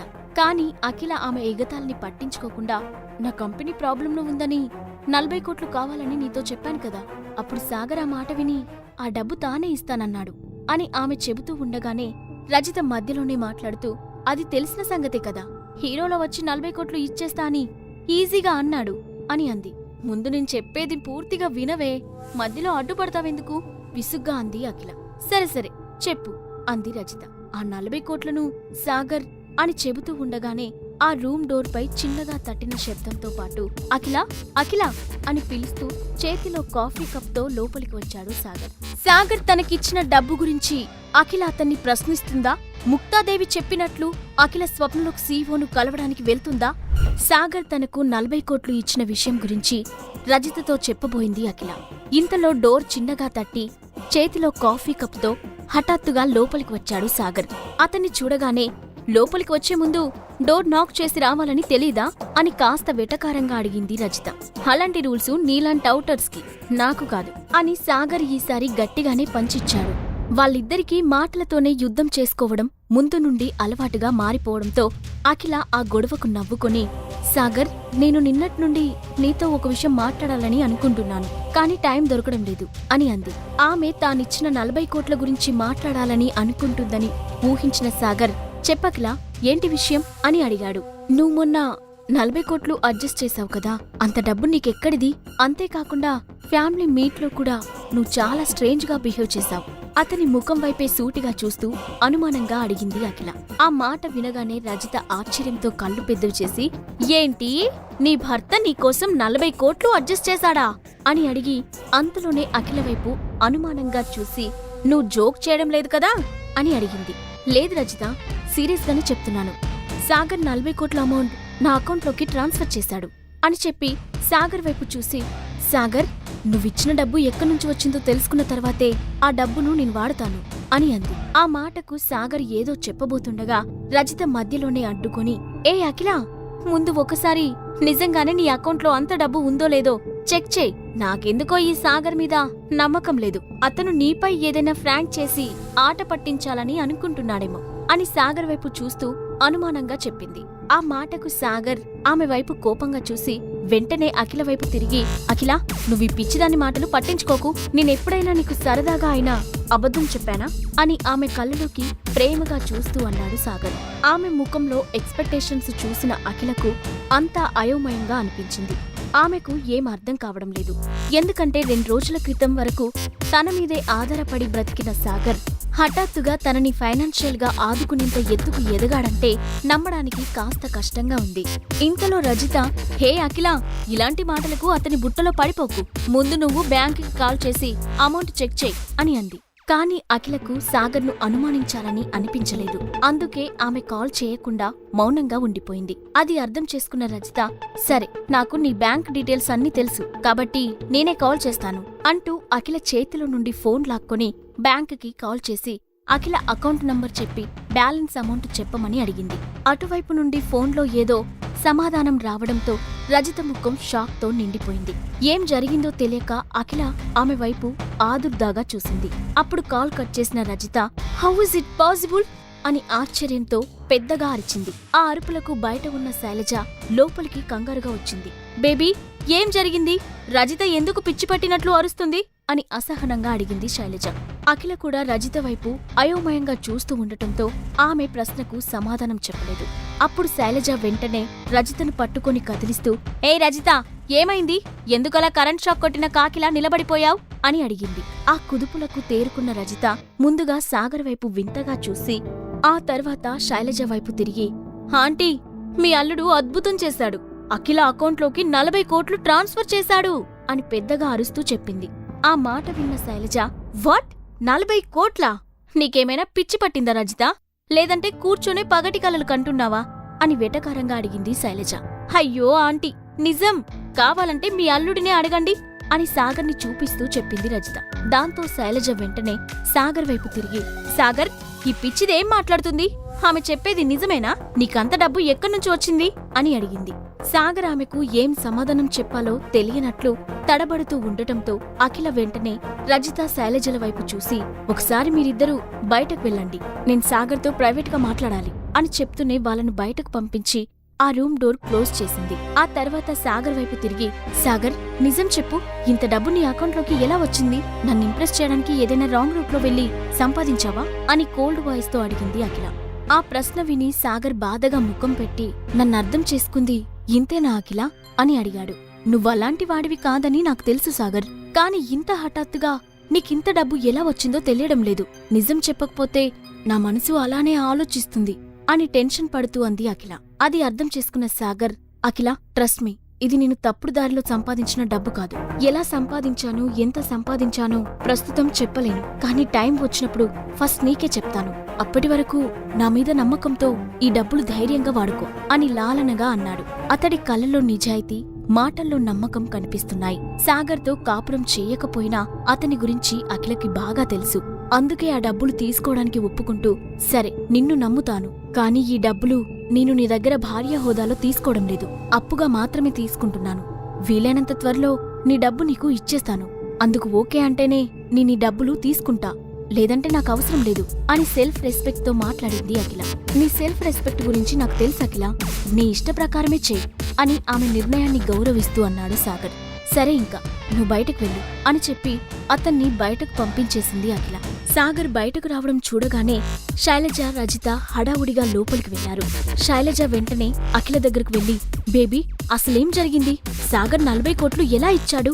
ఏదైనా ఫ్రాడ్ పని చేశాడా అని లోపలికి వస్తూ ఆతృతగా అడిగింది. దాని గురించి నాకేం తెలీదు మమ్మీ, నిజాయితీగా సమాధానమిచ్చింది అఖిల. ఆ సమాధానానికి శైలజ అయోమయంగా చూసి అక్కడి నుండి వెళ్లిపోయింది. అప్పుడు రజిత చిన్నగా, ఏంటే మీ ఆయనకి అంత డబ్బు ఎక్కడ్నుంచొచ్చింది? కొంపదీసి నిన్ను ఇంప్రెస్ చేయడం కోసం ఏ బ్యాంకుకో కన్నం వేయలేదు కదా అని అనుమానంగా అంది. హే రజిత, నీ పిచ్చివాగుడు ఆపు, సాగర్ అలాంటివాడు కాదు వెంటనే సీరియస్ అవుతూ చెప్పింది అఖిల. అబ్బో, మరి ఇంత హఠాత్తుగా డబ్బెక్కడ్నుంచి వచ్చిందమ్మా నీ పతిదేవుడికి? ఎగతాళిగా అంది రజిత. అవన్నీ టైం వచ్చినప్పుడు చెప్తా అన్నాడు అని చెప్తూ కాఫీ కప్ చేతిలోకి తీసుకుంది అఖిల. ఆ టైం ఎప్పుడొస్తుందో, అతను ఏం చెప్తాడో, ఏదైతేనేం నీ ప్రాబ్లం సాల్వ్ అయింది. అది చాలు. ఎంతైనా నీ మొగుడికి నువ్వంటే చాలా ప్రేమ, అది మాత్రం ఒప్పుకొని తీరాల్సిందే నవ్వుతూ అంది రజిత. ఆ మాటకు అఖిల మనసులో ఒక్కసారిగా ఏదో ఫీలింగ్ కలిగినట్లయింది. నిజంగానే సాగర్ తన కోసం ఏదైనా చేయగలడని అనిపించింది. అప్పుడు రజిత మళ్లీ మాట్లాడుతూ, అతను పనిపాట లేకుండా ఇంట్లోనే ఖాళీగా ఉంటున్నాడని అతనిపై ఎప్పుడు చిరాకు పడుతూ ఉంటాను, కానీ నీ విషయంలో అతను ఎప్పుడూ ఒకే రకంగా ఉన్నాడే, అది మాత్రం నిజం అని అంది. అని ఒప్పుకుంది అఖిల. సర్లే, ఇక నేను బయలుదేరుతాను, నీ ప్రాబ్లం సాల్వ్ అయింది కాబట్టి ఇక హ్యాపీగా ఉండు అంది రజిత. మనీ ప్రాబ్లం సాల్వ్ అయింది, కానీ కంపెనీకి కొత్త ఇన్వెస్టర్స్ వచ్చేలా చేయాలి. అప్పుడే అన్ని ప్రాబ్లమ్స్ ఒక కొలిక్కి వస్తాయి. దానికోసం రేపు ఒక డీల్ చేయబోతున్నాను, దాని గురించే కొంచెం కంగారుగా ఉంది అని చెప్పింది అఖిల. కంగారెందుకు? నువ్వు తలుచుకుంటే ఏ డీల్ అయినా క్షణాల్లో పూర్తి చేస్తావు, ఆ నమ్మకం నాకుంది, జస్ట్ చిల్ బేబీ అని నవ్వుతూ చెప్పింది రజిత. ఆ మాటకు అఖిల కూడా నవ్వడంతో, గుడ్, ఎప్పుడూ అలాగే నవ్వుతూ ఉండు, ఇక నేను వెళ్ళొస్తా, బాయ్ అని చెప్పి వెళ్లిపోయింది రజిత. నెక్స్ట్ డే మార్నింగ్ కొత్త సీఈఓతో ఏం మాట్లాడాలి, ఎలా మాట్లాడాలి అని బాగా ప్రిపేర్ అయి తన కార్లో స్వప్నలోక్ మీడియాకి బయలుదేరింది అఖిల. అరగంట తర్వాత అఖిల కార్ స్వప్నలోక్ మీడియా ముందు ఆగింది. ఆ మీడియా పేరు వినడమే కాని దానిని చూడడం అఖిలకు ఇదే మొదటిసారి. కొంచెం టెన్షన్ గానే లోపలికి వెళ్లిన Akhila, hi, my name is Akhila, Akhila solutions కి ఎండీని. కొలాబరేషన్ గురించి మీ కొత్త సీఈఓతో మాట్లాడడానికి వచ్చాను, కొంచెం నా గురించి ఇన్ఫార్మ్ చేస్తారా అని రిసెప్షనిస్ట్ ని అడిగింది. ఒక్క నిమిషం మ్యామ్ అంటూ ఎవరికో కాల్ చేసి విషయం చెప్పింది రిసెప్షనిస్ట్. 2 నిమిషాల్లో జాస్మిన్ కొన్ని పేపర్స్ తీసుకొని అఖిల దగ్గరకు వచ్చి, మీరేనా అఖిల సొల్యూషన్స్ ఎండీ అని కన్ఫర్మ్ చేసుకోవడానికి అడిగింది. అఖిల అవును అని సమాధానం ఇవ్వగానే కాంట్రాక్ట్ పేపర్స్ ఆమె చేతికిచ్చి, ఇక్కడ సైన్ చేయండి, మీతో కొలాబరేషన్ కి మా సార్ ఒప్పుకున్నారు అని చిరునవ్వుతో చెప్పింది జాస్మిన్. అది విని అఖిలకి 1 నిమిషం ఏం అర్థం కాలేదు. తను విన్నది నిజమో లేక భ్రమో అర్థం కాక, కమ్ అగైన్, ఏమన్నారు అని కంగారుగా అడిగింది. మీతో కొలాబరేషన్ కి మా సార్ ఒప్పుకున్నారు, ఈ కాంట్రాక్ట్ పేపర్ మీద సైన్ చేసి మీరు వెళ్ళిపోవచ్చు అని చెప్పింది జాస్మిన్. ఆమె చెప్పింది వింతగా అనిపించడంతో అఖిల విచిత్రంగా చూసి, కానీ హౌ ఇస్ ఇట్ పాసిబుల్, నేను మీ బాస్తో ఏం మాట్లాడలేదు కదా అని అడిగింది. అదంతా నాకు తెలీదు మేడం, డీల్ ఫైనల్ అయిందని సార్ చెప్పమన్నారు, మీరు త్వరగా సైన్ చేయండి, నాకు వేరే పని ఉంది అని తొందర పెట్టింది జాస్మిన్. దాంతో అఖిల ఓకే ఓకే అంటూ ఆ కాంట్రాక్ట్ పేపర్స్ మీద సైన్ చేసి, నేనొకసారి మీ సీఈఓని కలవాలని అనుకుంటున్నాను, నన్ను ఆయన దగ్గరికి తీసుకెళ్తారా అని ఆతృతగా అడిగింది. సారీ మ్యామ్, సార్ ఇప్పుడు బిజీగా ఉన్నారు, టైం చూసుకుని ఆయన మిమ్మల్ని కలుస్తానని చెప్పమన్నారు అని అఖిల మనసుని నొప్పించకుండా నో చెప్పింది జాస్మిన్. దాంతో ఒక క్షణం ఆలోచించిన అఖిల, మరీ రిక్వెస్ట్ చేస్తే నా గురించి తప్పుగా అనుకునే ప్రమాదం ఉంది, ప్రస్తుతానికి సైలెంట్ గా వెళ్ళడమే బెటర్ అని అనుకొని డిగ్నిటీగా అక్కడి నుంచి వెళ్లిపోయింది. ఆ తర్వాత అరగంట కూడా గడవకుండానే స్వప్నలో కాంట్రాక్ట్ పై అఖిల సైన్ చేసిందనే విషయం అందరికీ తెలిసిపోయింది. ప్రజెంట్ అదే హాట్ టాపిక్ అయింది. ఎందుకంటే స్వప్నలోక్ మీడియాతో కొలాబరేషన్ కి టాప్ మోస్ట్ కంపెనీలు చాలా ట్రై చేశాయి. వాటన్నింటినీ రిజెక్ట్ చేసి సరిగ్గా ఇన్వెస్టర్స్ కూడా లేని కంపెనీతో కొత్త సీఈఓ ఎలా టైఅప్ అయ్యాడు అన్నదే ఇప్పుడు అందరికీ $1 మిలియన్ క్వశ్చన్. ముక్తాదేవి కూడా ఆ కొలాబరేషన్ సెలబ్రేట్ చేసుకోవడానికి సిటీలోని రెస్టారెంట్లో ఒక పెద్ద పార్టీ ఏర్పాటు చేసింది. ఆ పార్టీకి సిటీలో ఉన్న విఐపీలందరూ వచ్చారు. వాళ్లలో కులకర్ణి ఫ్యామిలీ నుంచి వాళ్ళ పెద్ద కూతురు శ్రావ్య కులకర్ణి కూడా ఉంది. పార్టీలో కనిపించిన ఆమెను చూడగానే స్వరూప్ ఆమె దగ్గరకు వెళ్లి, హాయ్ శ్రావ్య, మీరొక్కరే కనిపిస్తున్నారు, మీ ఫ్యామిలీ రాలేదా అని షేక్ హ్యాండ్ ఇస్తూ అడిగాడు. వాళ్ళు కాస్త బిజీగా ఉండటం వల్ల పార్టీకి నన్ను పంపించారు అని సమాధానమిచ్చింది శ్రావ్య. ఆమె చూడటానికి పాష్ లుక్తో చాలా అందంగా ఉంది. చూడగానే స్వరూప్ గుండెని కొల్లగొట్టింది శ్రావ్య. పైగా వాళ్ళకి జ్యువెలరీ మేకింగ్ బిజినెస్ ఉంది. కోట్లలో ఆస్తులు, సొసైటీలో మంచి గౌరవం కూడా ఉంది. స్వరూప్కి ఆమె మీద ఇష్టం కలగడానికి ఇది కూడా ఒక రీజన్. మీరేంటి ఇక్కడ కూర్చున్నారు? ఇది ఆర్డినరీ పీపుల్స్ కోసం ఏర్పాటు చేసింది, మీలాంటి వీఐపీస్కి కాదు. నాతో పాటు రండి అంటూ శ్రావ్యకి ఇంపార్టెన్స్ ఇస్తూ ఆమె దగ్గర మంచి ఇంప్రెషన్ కొట్టడానికి ప్రయత్నిస్తున్నాడు స్వరూప్. పర్వాలేదు, నాకు కంఫర్ట్గానే ఉంది, మొహమాటంగా చెప్పింది శ్రావ్య. మీకిక్కడ కూర్చోవడం కంఫర్ట్గా ఉందేమో, నాకు మాత్రం మిమ్మల్ని ఇలా ఆర్డినరీ లెవెల్లో కూర్చొని ఉండగా చూడటం కొంచెం కూడా కంఫర్ట్గా లేదు. మీరు దయచేసి నాతో రండి అంటూ ఆమెను బలవంత పెట్టాడు స్వరూప్. దాంతో శ్రావ్య అయిష్టంగానే లేచి అతని వెనుకే నడిచింది. అప్పుడు స్వరూప్ శ్రావ్యని వీఐపీ జోన్కు తీసుకొచ్చి ఆమెను ఎక్కడ కూర్చోపెట్టాలా అని ఆలోచిస్తూ అటూ ఇటూ చూశాడు. అక్కడ ఫస్ట్ రోలో కూర్చొని ఉన్న సాగర్ను చూడగానే స్వరూప్ వెంటనే అతని దగ్గరకు వెళ్లి, సాగర్, ఇవి వీఐపీ సీట్స్, నువ్విక్కడెందుకు కూర్చున్నావ్? నీలాంటి వాళ్ల కోసం బయట ఒక జోన్ ఏర్పాటు చేశాను, వెళ్ళక్కడ కూర్చో అని హార్ష్గా అన్నాడు. పార్టీలో స్వరూప్ ప్రవర్తన వల్ల ఎలాంటి గొడవలు రాబోతున్నాయి? తనను కలవకుండానే డీల్ ఫైనల్ చేసిన సీఈఓ ఎవరో అఖిల తెలుసుకుంటుందా? వీఐపీ సీట్లో కూర్చున్న సాగర్ దగ్గరకు వెళ్లి అతన్ని అక్కడి నుండి లేచి వెనక్కి వెళ్లమని చెప్పాడు స్వరూప్. నువ్వే వెళ్లి అక్కడ కూర్చో అని యాటిట్యూడ్గా సమాధానమిచ్చాడు సాగర్. అది వినగానే స్వరూప్ కోపంగా హౌ డేర్ యూ అంటూ ఆవేశంగా ముందుకు వెళ్లబోయాడు. అక్కడే ఉన్న అఖిల వెంటనే రియాక్ట్ అవుతూ, సీట్ కోసం చిన్నపిల్లలా ఎందుకు గొడవ పడుతున్నారు అని మందలిస్తూనే, శ్రావ్య గారు రండి, వచ్చిన పక్కన కూర్చోండి అంటూ వాళ్ళిద్దరి గొడవకి పులుస్టాప్ పెట్టేసింది. నీ పని ఇలా కాదు, తర్వాత చెప్తా అని సాగర్కి మాత్రమే వినిపించేలా అని అక్కడి నుంచి వెళ్లిపోయాడు స్వరూప్. అతను వెళ్లగానే గట్టిగా ఊపిరి పీల్చుకొని ఒక గోల వదిలింది అనుకున్న శ్రావ్య అఖిలకి షేక్ హ్యాండ్ ఇచ్చి, హాయ్, అండ్ శ్రావ్య అని పరిచయం చేసుకుంది. అఖిల కూడా నవ్వుతూ ఆమెను తిరిగి విష్ చేసింది.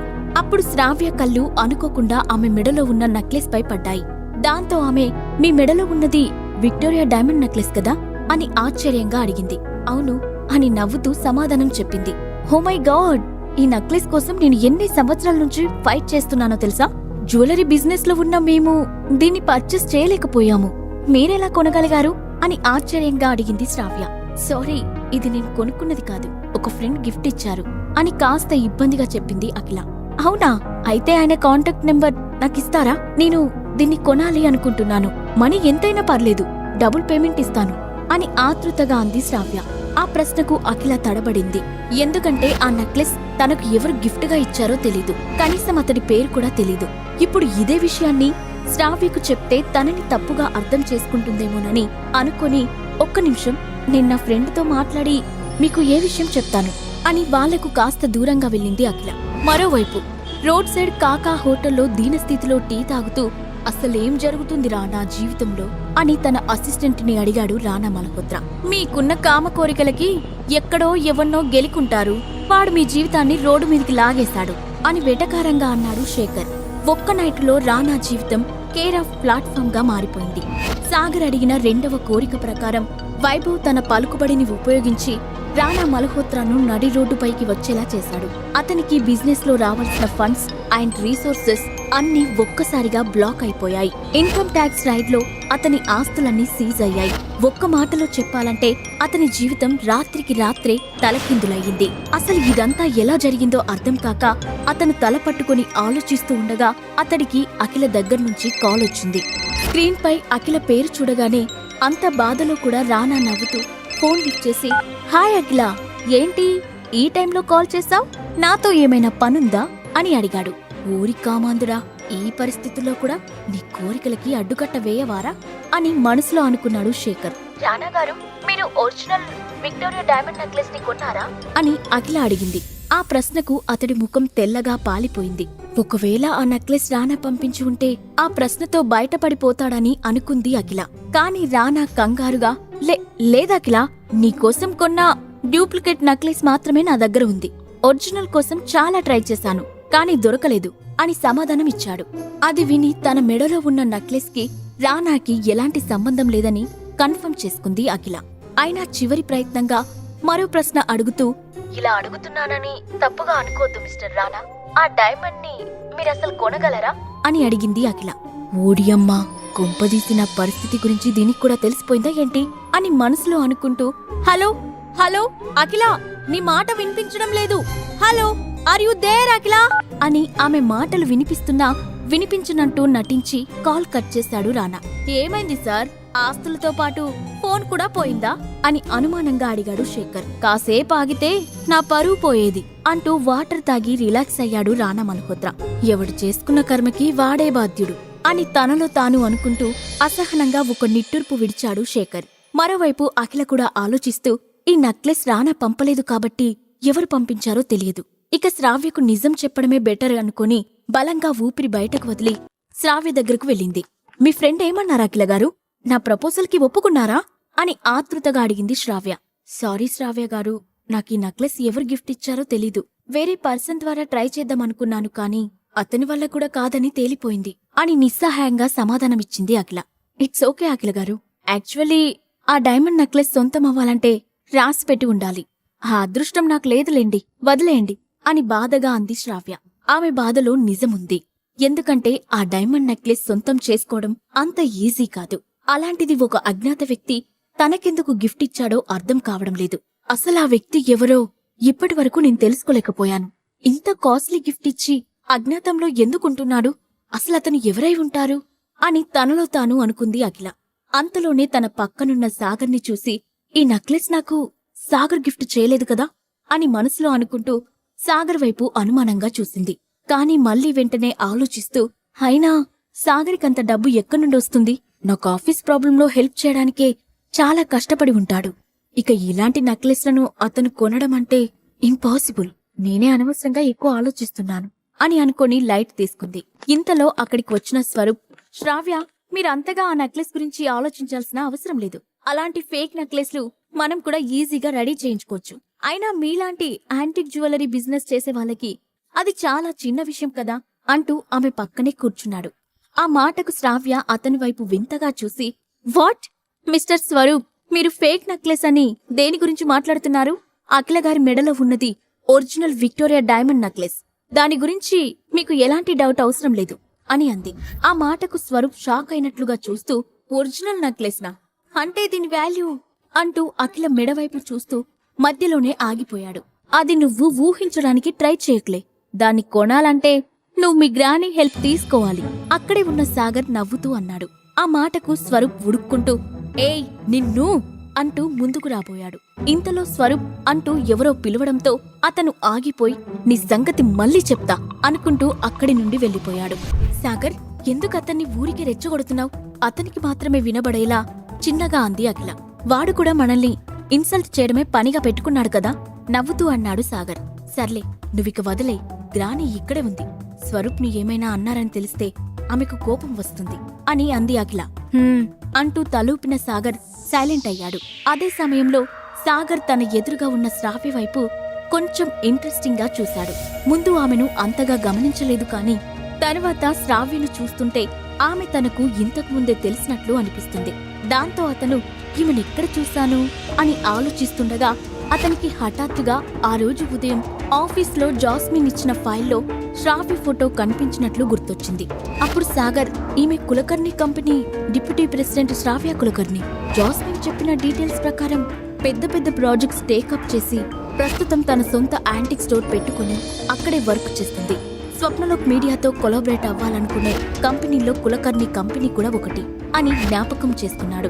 ఆమె గురించి గుర్తు చేసుకున్న సాగర్ శ్రావ్యను ఇంకొంచెం ఎక్కువగా అబ్జర్వ్ చేశాడు. ఆమె వేసుకున్న డ్రెస్ డిజైనర్ పీస్ కాకపోయినప్పటికీ ఆమె వేలికి ఉన్న రింగ్ కాస్ట్ తో ఒక లగ్జరీ విల్లా కొనేయొచ్చు. మిగతా వాళ్ళకి ఆ రింగ్ వాల్యూ తెలియకపోవచ్చు. కానీ సాగర్ ఒక్క చూపులోనే ఓల్డ్ యాంటిక్ పీస్ ను కనిపెట్టేశాడు. నిజానికి సాగర్ చిన్నప్పటి నుండి తన తాతయ్యను ఫాలో అవుతూ ఉండేవాడు. అందుకే ఆ వయసులోనే అనేక రకాల ఇండస్ట్రీస్ లో ఉన్న వ్యక్తులతో అతనికి పరిచయం అయింది. అప్పుడే ఇంటర్నేషనల్ యాంటిక్ అప్రైజర్ అయిన హరిశ్చంద్ర ప్రసాద్ దగ్గర దాదాపు 3 సంవత్సరాల పాటు శిష్యరికం చేసి యాంటిక్ పీస్ ఐడెంటిఫికేషన్ కి సంబంధించిన నాలెడ్జ్ సంపాదించాడు సాగర్. ఆ అనుభవంతోనే యాంటిక్ పీస్ ను ఎక్కడ చూసినా దాని ఒరిజినాలిటీని కనిపెట్టి దాని వాల్యూను ఇట్టే అంచనా వేయగలడు. అందుకే శ్రావ్య వేలికి ఉన్న స్పెషల్ డిజైన్డ్ రూపీ రింగ్ ను చూడగానే అది రాజవంశీకులదై ఉంటుందని అనుకున్న సాగర్ దాని వాల్యూ 3 కోట్లు ఉంటుందని అంచనా వేశాడు. కానీ అతని మనసులో ఆ రింగ్ అఖిల వేలికి ఉంటే బాగుంటుందనే ఆలోచన వచ్చింది. ఇంతలో అతని ఆలోచనలకు అంతరాయం కలిగిస్తూ అటెన్షన్ ఎవ్రీబడి, ఈ రోజు అఖిల సొల్యూషన్స్ సాధించిన విజయంలో మీరందరూ పాలు పంచుకోవడానికి వచ్చినందుకు నాకు చాలా సంతోషంగా ఉంది అంటూ ముక్తాదేవి మాటలు వినిపించడంతో సాగర్తో పాటు అందరూ తల తిప్పి ఆమె వైపు చూశారు. కాని ముక్తాదేవి అఖిలను పొగుడుతుంటే స్వరూప్ మాత్రం లోపలే అసూయతో రగిలిపోతున్నాడు. అఖిల, కమ్ టు ద డయాస్. అసలు నువ్వు ఈ డీల్ ఎలా సాధించావో మన వెల్విషర్స్ కి రిలేటివ్స్ కి అర్థమయ్యేలా చెప్పు అని తన దగ్గరికి పిలిచింది ముక్తాదేవి. వెళ్ళకిలా, ఈ క్షణం కోసమే కదా ఎన్నో రోజుల నుంచి ఎదురు చూస్తున్నావు. వెళ్ళి నీ విక్టరీని షేర్ చెయ్యి అంటూ అఖిలని ముందుకు తోసింది ఆమె తల్లి శైలజ. అఖిల డయాస్ దగ్గరికి రాగానే ఆమె చేతికి మైక్ ఇచ్చి కిందకు వెళ్లిపోయింది ముక్తాదేవి. ఆమె ఏం చెప్తుందో వినడానికి అందరూ ఎగ్జైటెడ్ గా చూస్తున్నారు. కాని నిజానికి ఆ డీల్ కుదరడంలో ఆమె ఎలాంటి ప్రయత్నం చేయలేదని, అదంతా కొత్త సీఓ ఇష్టప్రకారమే జరిగిందని అనుకున్న అఖిల తనది కాని క్రెడిట్ ను తాను తీసుకోవాలని అనుకోలేదు. అందుకే నిజం చెప్పాలని నిర్ణయించుకుంది. ఒక్కసారి గట్టిగా ఊపిరి పీల్చుకుని స్టేజ్ ముందున్న అందర్నీ చూస్తూ అందరికీ నమస్కారం. నిజం చెప్పాలంటే ఈ డీల్ నన్ను చేయమని గ్రాని చెప్పగానే నేను చాలా సంతోషించాను. దీన్ని ఎలాగైనా సాధించాలని అనుకున్నాను. దానికి తగ్గట్లే స్వప్నలోక్ మీడియా కొత్త సీఈఓతో మాట్లాడడానికి నేను చాలా ప్రిపేర్ అయ్యాను.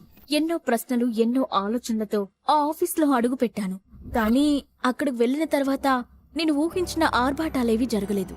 కనీసం నేను సీఈఓ క్యాబిన్ కి కూడా వెళ్లకముందే నా ఆలోచనల్ని తలకిందులు చేస్తూ అక్కడికి వచ్చింది సీఈఓ పర్సనల్ అసిస్టెంట్ జాస్మిన్. ఆమె డైరెక్ట్ గా కాంట్రాక్ట్స్ పేపర్స్ తీసుకొచ్చి వాటిపైన సైన్ చేయించుకుని నన్ను పంపించేసింది.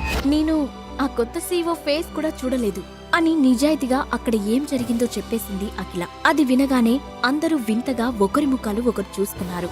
స్వరూప్ కూడా ఆశ్చర్యపోతూ, వాట్, కనీసం ఒక్క మాట కూడా మాట్లాడకుండా సైన్ చేసి వచ్చేసావా అని పైకి లేచి పెద్దగా అరిచాడు. స్వరూప్ ప్రశ్నకు అఖిల ఏం సమాధానం చెప్పబోతుంది? తన భార్యను నలుగురిలో గౌరవంగా చూపించేందుకు సాగర్ ఏం చేయబోతున్నాడు? స్టేజ్ పై మాట్లాడుతున్న అఖిల స్వప్నలోక్ సీఈఓ తనతో మాట్లాడకుండానే కాంట్రాక్ట్ పై సైన్ తీసుకున్నారని చెప్పడంతో స్వరూప్ నమ్మలేనట్టుగా లేచి హౌ ఇస్ ఇట్ పాసిబుల్ అని అడిగాడు. మేబీ ఆయనకి నేను డీల్ చేసిన ప్రాజెక్ట్స్ గురించి తెలిసిందేమో, అందుకే నా మీద నమ్మకంతో కాంట్రాక్ట్స్ మీద సైన్ చేయించుకున్నారు అని తనను తాను సమర్థించుకుంటూ అంది అఖిల. అబ్బచ్చా, అంత గొప్ప ప్రాజెక్ట్స్ నువ్వేం డీల్ చేశావు అని స్వరూప్ అడగ్గానే అఖిల సైలెంట్ అయిపోయింది. ఏదో చెప్పాలనుకుంటుంది కానీ ముక్తాదేవి ముందు మాట పెగలడం లేదు. యాక్చువల్లీ అసలేం జరిగి ఉంటుందో నేను చెప్తా.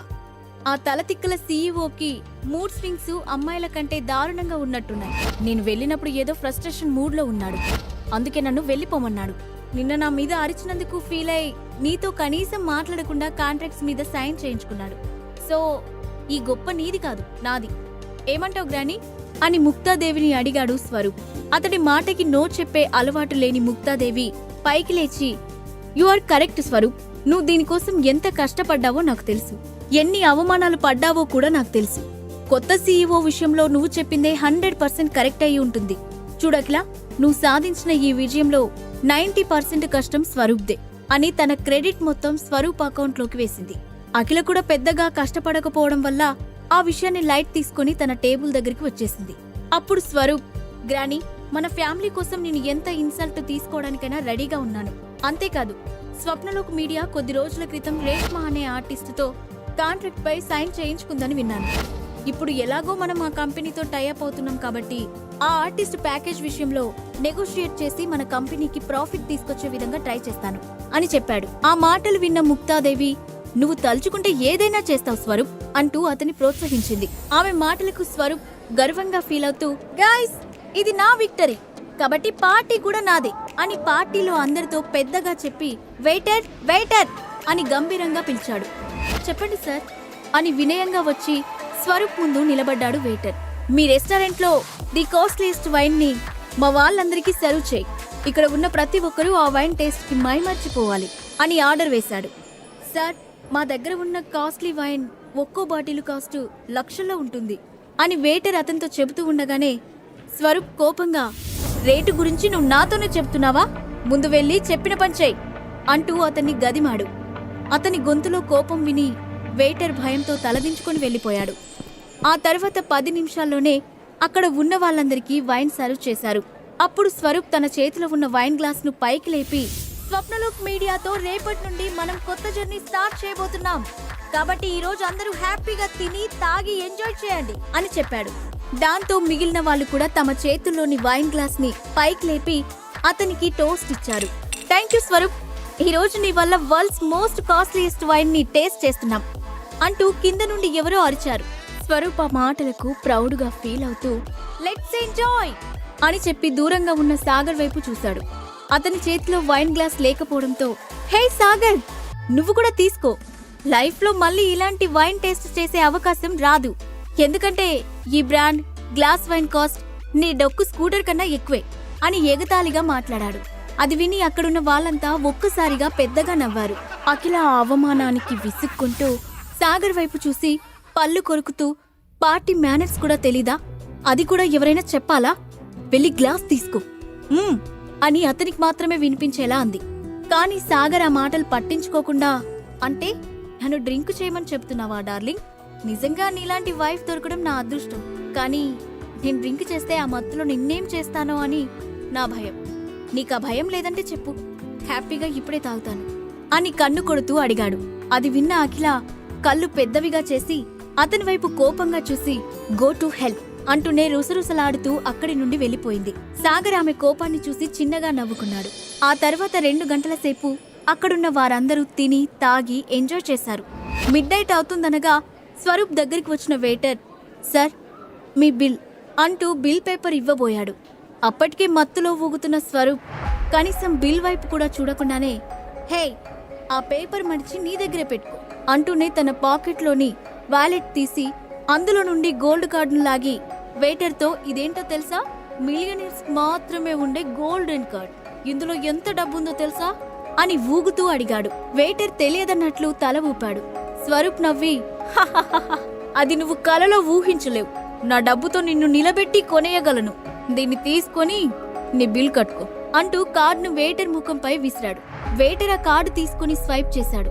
కానీ మరుక్షణంలోనే కార్డ్ రిటర్న్ ఇస్తూ, సార్ ఈ కార్డులో మీ బిల్ పే చేయడానికి సరిపడా మనీ లేదు అని చెప్పాడు. ఆ మాట వినగానే స్వరూప్ అగ్గి మీద గుగ్గిలమవుతూ వెయిటర్ కాలర్ పట్టుకొని, ఏంటి తమాషా చేస్తున్నావా అని అన్నాడు. సారీ సార్, నేను చెప్పేది నిజం, ఈరోజు మీ బిల్ 5 కోట్లు, కానీ మీ అకౌంట్లో అంత డబ్బు లేదు అని భయంగా చెప్పాడు వెయిటర్. ఆ మాట వినగానే స్వరూప్కి తాగిన మత్తు సగం వదిలినట్లయింది. దాంతో అతను తల విదుల్చుకుంటూ, వాట్ 5 కోట్లా? మేమేమైనా బంగారం కరగదీసుకొని తాగామా? ఆఫ్టర్ ఆల్ వైన్ తాగాం, దానికి అంత కాస్ట్ ఎందుకైంది అని అడిగాడు. సార్ మీరు మా దగ్గరున్న కాస్ట్లీయెస్ట్ వైన్ సర్వ్ చేయమని అడిగారు. మా దగ్గర స్పెషల్ కస్టమర్స్ కోసం 100 ఇయర్స్ క్రితం తయారైన వైన్ బాటిల్స్ ఉన్నాయి. ఒక్కో బాటిల్ కాస్ట్ 10 lakhs. మీ అందరికీ కలిపి 50 బాటిల్స్ సర్వ్ చేశాం అని ఎక్స్ప్లెయిన్ చేశాడు. ఆ మాటలకు స్వరూప్ బుర్ర గిర్రున తిరిగింది. ఎంత కాదన్నా తన అకౌంట్లో ₹1 కోటి క్యాష్ ఉంటుందని, పార్టీ బిల్ ఈజీగా కట్టొచ్చని అనుకున్నాడు. కానీ ఖర్చు ఊహించని విధంగా పెరిగిపోవడంతో, అరే స్వరూప్గా కొంచెం కూడా బుద్ధి లేదా? నిన్నే కదా అకౌంట్లో ఉన్న 15 crores ని ఆ వరుణ్ గాడి ఆఫీస్ ఫండ్స్ లో సీక్రెట్ గా ఇన్వెస్ట్ చేశావు. ఇప్పుడు 5 కోట్లు ఎక్కడి నుండి తెస్తావు? త్వరగా ఏదో ఒకటి చేసి అందరి ముందు పరువు పోకుండా కాపాడుకో అని తనను తానే తిట్టుకున్నాడు. ఆ తర్వాత వెంటనే వెయిటర్ వైపు చూసి, వింటున్నాను కదా అని కాకమ్మ కథలు చెప్తున్నావా? మాలాంటి రిచ్ పర్సన్స్ ని చూస్తే చాలు, మా దగ్గర నుండి డబ్బు ఎలా కొట్టేయాలా అని చూస్తూ ఉంటారు. ముందు మీ బాస్ ను బయటకు పిలువు నేను అతనితోనే మాట్లాడతాను అని ఆవేశంతో అరుస్తూ చెప్పాడు. వెయిటర్ వెంటనే హోటల్ మేనేజర్ను పిలిచాడు. అతన్ని చూడగానే స్వరూప్ ఎదురెళ్ళి, అసలు మీరు ఏం బిజినెస్ చేస్తున్నారు? ఇంత పబ్లిక్ గా మనీ దోచుకుంటున్నారు. నేను దీని గురించి కంప్లైంట్ చేస్తే ఏమవుతుందో తెలుసా అని సీరియస్ గా అడిగాడు. మేనేజర్ చిరునవ్వుతో, సారీ స్వరూప్ గారు, మీరు బెస్ట్ కాస్ట్లీయెస్ట్ వైన్ అడిగారు. మేం సర్వ్ చేశాం, కాబట్టి మా వెయిటర్ చెప్పినట్లు మీరు బిల్ కట్టాల్సిందే అని అన్నాడు. అది వినగానే ఆవేశం పట్టలేకపోయిన స్వరూప్ మేనేజర్ కాలర్ పట్టుకొని, మీ నాటకాలు నా దగ్గర కాదు అని అంటూ ఉండగానే, ఇక్కడేం జరుగుతుంది? నా హోటల్లో న్యూసెన్స్ చేసే ధైర్యం ఎవరికుంది అంటూ ఒక గంభీరమైన గొంతు వినిపించింది. ఆ మాటకు అందరూ ఒక్కసారిగా తల తిప్పి అటువైపు చూశారు. అటువైపు నుండి బ్లాక్ కలర్ సూట్లో ఉన్న ఒక వ్యక్తి వాళ్ల వైపే వస్తూ కనిపించాడు. అతని చుట్టూ బాడీగార్డ్స్ నడుస్తున్నారు. అప్పటి వరకు అక్కడ జరిగే గొడవను సైలెంట్ గా చూస్తూ కూర్చున్న ముక్తాదేవి అతన్ని చూడగానే ఒక్కసారిగా పైకి లేచి ఆదుర్దాగా ముందుకు వెళ్లి, హలో కేదార్ గారు, మీరిక్కడా అని అడుగుతూ ఉండగానే ఆ రెస్టారెంట్కి ఓనర్ కేదార్ అనే విషయం ఆమెకు గుర్తొచ్చింది. దాంతో వెంటనే, సారీ కేదార్ గారు, జరిగిందానికి మీరు మమ్మల్ని క్షమించాలి. మా మనవడు కొంచెం ఎక్కువగా తాగి చిన్న గొడవ చేశాడు. మీరు అతనిపై కోపం తెచ్చుకోవద్దు అని బ్రతిమాలుతున్నట్లుగా అడిగింది. అందర్నీ కంటి చూపుతోనే హడలు కొట్టే ముక్తాదేవి అతని ముందు అతి జాగ్రత్తగా మాట్లాడడం, అతనికి సారీ చెప్పడం వాళ్ళందరికీ షాక్ కలిగించింది. దానికి కారణం ఆ కేదార్. అనురాగ్ హోటల్కు బాస్ మాత్రమే కాకుండా హైదరాబాద్ సిటీలోనే బిగ్ షాట్ గా పేరు పొందాడు. వయసు 35 లేదా 36 ఏళ్లు ఉండొచ్చు. అయినా అతనిలో కనిపించే హుందాతనం ఎంతటి వాళ్ళనైనా భయపెడుతుంది. అతన్ని చూడగానే స్వరూప్ కూడా మేనేజర్ కాలర్ని వదిలిపెట్టి స్మూత్ గా అతని కాలర్ని సరిచేశాడు. అది చూసి మేనేజర్ నవ్వి, మిస్టర్ స్వరూప్, మీరు సర్వీస్ తీసుకొని బిల్ పే చేయడానికి ఇలా గొడవ చేయడం మంచి పద్ధతి కాదు అని అన్నాడు. స్వరూప్ వెంటనే నుదుటిపైన పట్టిన చెమటను తుడుచుకుంటూ, నేను బిల్ పే చేయనని చెప్పలేదు, తప్పకుండా పే చేస్తాను అంటూ భయం నిండిన చూపుతో ఓరకంట ముక్తాదేవి వైపు చూశాడు. అతని ముఖం చూడగానే ముక్తాదేవి పరిస్థితి అర్థం చేసుకుంది. వెంటనే ఆమె కేదార్ వైపు చూసి బలవంతంగా నవ్వి, 10 నిమిషాలు టైం ఇవ్వండి కేదార్ గారు, మీ బిల్ ఇప్పుడే సెటిల్ అవుతుంది అని చెప్పి హడావిడిగా డైనింగ్ టేబుల్ దగ్గరికి వచ్చి, అఖిల, ఈ టైంలో మనం మన ఫ్యామిలీ పరువు కాపాడుకోవాలి. మన ఫ్యామిలీలో స్వరూప్ తర్వాత అఖిల సొల్యూషన్స్ మాత్రమే టాప్ ప్లేస్ లో ఉంది. కాబట్టి నువ్వు 3 కోట్లు అరేంజ్ చేయి. నేను ₹1 ఇస్తాను. స్వరూప్ దగ్గర ఉన్నదానితో కలిపి మనం బిల్ సెటిల్ చేయొచ్చు అని ఆర్డర్ వేసినట్లుగా చెప్పింది. ఆ మాట వినగానే అఖిల ముఖం మాడిపోయింది. ప్రస్తుతం ఆమె దగ్గర అంత డబ్బు లేదు. తానే సాగర్ ఇచ్చిన డబ్బుతో కంపెనీని గట్టెక్కించాలని ప్రయత్నిస్తుంది. నిజానికి 3 కోట్లు పెద్ద విషయం కానప్పటికీ ఈ టైంలో అంత డబ్బు ఆమెకు తలకు మించిన భారమే అవుతుంది. అందుకే అఖిల ఏం సమాధానం చెప్పకుండా సైలెంట్గా ఉంది. అది గమనించిన స్వరూప్ ముఖం చిట్లిస్తూ, అఖిల, నీ ఫేస్ ఎందుకలా డల్ అయింది? కనీసం నువ్వు ఈ ఫ్యామిలీ కోసం 3 కోట్లు కూడా ఇవ్వలేవా అని హక్కుగా అడిగాడు.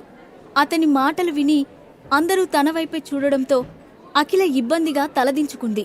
ఇంతలో 3 కోట్లు కాదు, మొత్తం 5 కోట్లు పార్టీ బిల్ మేమే కడతాం అని అన్నాడు సాగర్. ఆ వాయిస్ వినగానే అప్పటిదాకా సీరియస్ గా చూస్తూ నుంచున్న కేదార్ నుదురు అనుమానంతో ముడుచుకుంది. అతను వెంటనే తన చూపును సాగర్ వైపు తిప్పాడు. కాని సాగర్ అటువైపుకు తిరిగి ఉండడం వల్ల అతని ముఖం కేదార్కి కనిపించలేదు. నువ్వు మధ్యలో మాట్లాడి అనవసరంగా ఇరిటేట్ చేయకు సాగర్, ఇప్పుడు ఇలాంటి జోక్స్ వినే టైం ఎవరికీ లేదు అని విసుక్కుంది ముక్తాదేవి. ఈలోగా అక్కడికి వచ్చిన కేదార్ సాగర్ వెనుక నుంచొని, మీరెవరో నేను తెలుసుకోవచ్చా అని అడిగాడు. అతని గొంతులో చిన్నపాటి మర్యాద వినిపించింది. సాగర్ ఆ ప్రశ్న విని వెంటనే కేదార్ వైపు తిరిగాడు. అతన్ని చూడగానే కేదార్ ముఖంలో ఒక్కసారిగా విపరీతమైన ఆనందం, ఉత్సాహం కనిపించాయి. ఇంతలో ముక్తాదేవి హడావిడిగా, మీరతని మాటలు పట్టించుకోకండి కేదార్ గారు, అతను మా ఫ్యామిలీలో ఒక పనికిరానల్లుడు, ఎప్పుడేం మాట్లాడాలో కూడా తెలీదు అంటూ సాగర్ వైపు చిరాగ్గా చూసి, ముందు నువ్వు ఇక్కడి నుండి వెళ్ళు అని కసురుకుంది. కాని కేదార్ వెంటనే తన చేతిని పైకెత్తి ఆమెను ఆపమన్నట్లుగా సైగ చేసి సాగర్ కళ్ళలోకి ఆనందంగా చూస్తూ, మిమ్మల్ని చూసి దాదాపు 7 ఏళ్లయింది. ఎలా ఉన్నారు సార్? ఇది నిజంగా మీరేనా? నేను నమ్మలేకపోతున్నాను అంటూ పట్టరాని ఆశ్చర్యంతో అత్యుత్సాహంగా సాగర్ చేతిని పట్టుకున్నాడు. అది చూసి అక్కడి వాళ్ళంతా ఆశ్చర్యంతో నోరు తెరిచారు. ఎందుకు పనికిరాని సాగర్ను కేదార్ అంత మర్యాదగా పిలుస్తుంటే వాళ్ళు నమ్మలేకపోయారు. సాగర్ కూడా వెంటనే షేక్ హ్యాండ్ తీసుకుంటున్నట్లుగా అతని చెవి దగ్గరికి వంగి, జరిగిన విషయాలేవి ఇక్కడ మాట్లాడకండి, నేను కేవలం ఇప్పుడు మీకు తెలిసిన ఒక వ్యక్తిని మాత్రమే అని మళ్ళీ వెనక్కి వచ్చి అతని వైపు చూసి చిరునవ్వు నవ్వాడు. కేదార్ కూడా విషయం అర్థం చేసుకున్నాడు. కాని సాగర్ ఎందుకలా చెబుతున్నాడో అతనికి అర్థం కాక అయోమయంగా అనిపించింది. నిజానికి కొన్ని సంవత్సరాల క్రితం కేదార్ ఆంధ్ర ఏరియాలో ఒక పేరు మోసిన గ్యాంగ్స్టర్. అలాంటి సమయంలో ఒకరోజు అతనిపై శత్రువులు అటాక్ చేసి చంపడానికి ప్రయత్నించారు. కానీ ఆ టైంలో అనుకోకుండా అతన్ని రక్షించిన సాగర్ అతనికి కొంత మనీ హెల్ప్ చేసి కేదార్ మళ్ళీ కొత్త లైఫ్ స్టార్ట్ చేసేలా చేశాడు. ఆ తర్వాత సాగర్ ఆ విషయాన్ని పూర్తిగా మర్చిపోయాడు. కానీ సాగర్ ఇచ్చిన డబ్బుతో బిజినెస్ స్టార్ట్ చేసిన కేదార్ అంచెలంచెలుగా ఎదిగి ఇప్పుడు 2 రాష్ట్రాల్లో పెద్ద బిజినెస్ మ్యాన్ గా పేరు సంపాదించాడు. ఈ రోజు అనుకోకుండా ఇద్దరు ఎదురుపడటంతో కేదార్కి ఆనందంగా, సాగర్కు ఆశ్చర్యంగా అనిపించింది. సాగర్ కళ్ళతోనే హెచ్చరించడంతో కేదార్ తన ఎగ్జైట్మెంట్ ని కంట్రోల్ చేసుకున్నాడు. కానీ అప్పటికే అక్కడున్న అందరిలోనూ అనుమానాలు మొదలయ్యాయి. బిజినెస్ టైకూన్ కేదార్కి సాగర్కి ఎలా పరిచయమో వాళ్లకు అర్థం కాలేదు. కేదార్ గారు బిల్ ఎంతైందో చెప్తే మొత్తం నేను పే చేస్తాను అని సెటిల్డ్ గా నవ్వుతూ అన్నాడు సాగర్.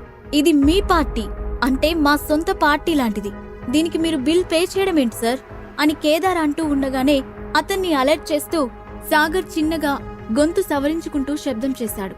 ఇంతలో సాగర్ పక్కనే ఉన్న అఖిల అతని షర్ట్ పట్టుకుని లాగి, అసలు ఇక్కడ ఏం జరుగుతుంది అని అడిగింది. అఖిల ప్రశ్నకు సాగర్ ఏం సమాధానం చెప్పబోతున్నాడు? సాగర్ ఫ్యామిలీ బ్యాక్గ్రౌండ్ గురించిన రహస్యం అందరి ముందు బయటపడనుందా? ఈ ప్రశ్నలకు సమాధానాలు తెలుసుకోవాలంటే నెక్స్ట్ ఎపిసోడ్ వినాల్సిందే. క్రింద ఇచ్చిన లింక్ ని క్లిక్ చేసి పాకెట్ ఎఫ్ఎం యాప్ ని ఇన్స్టాల్ చేసుకోండి. Stay tuned to Pocket FM.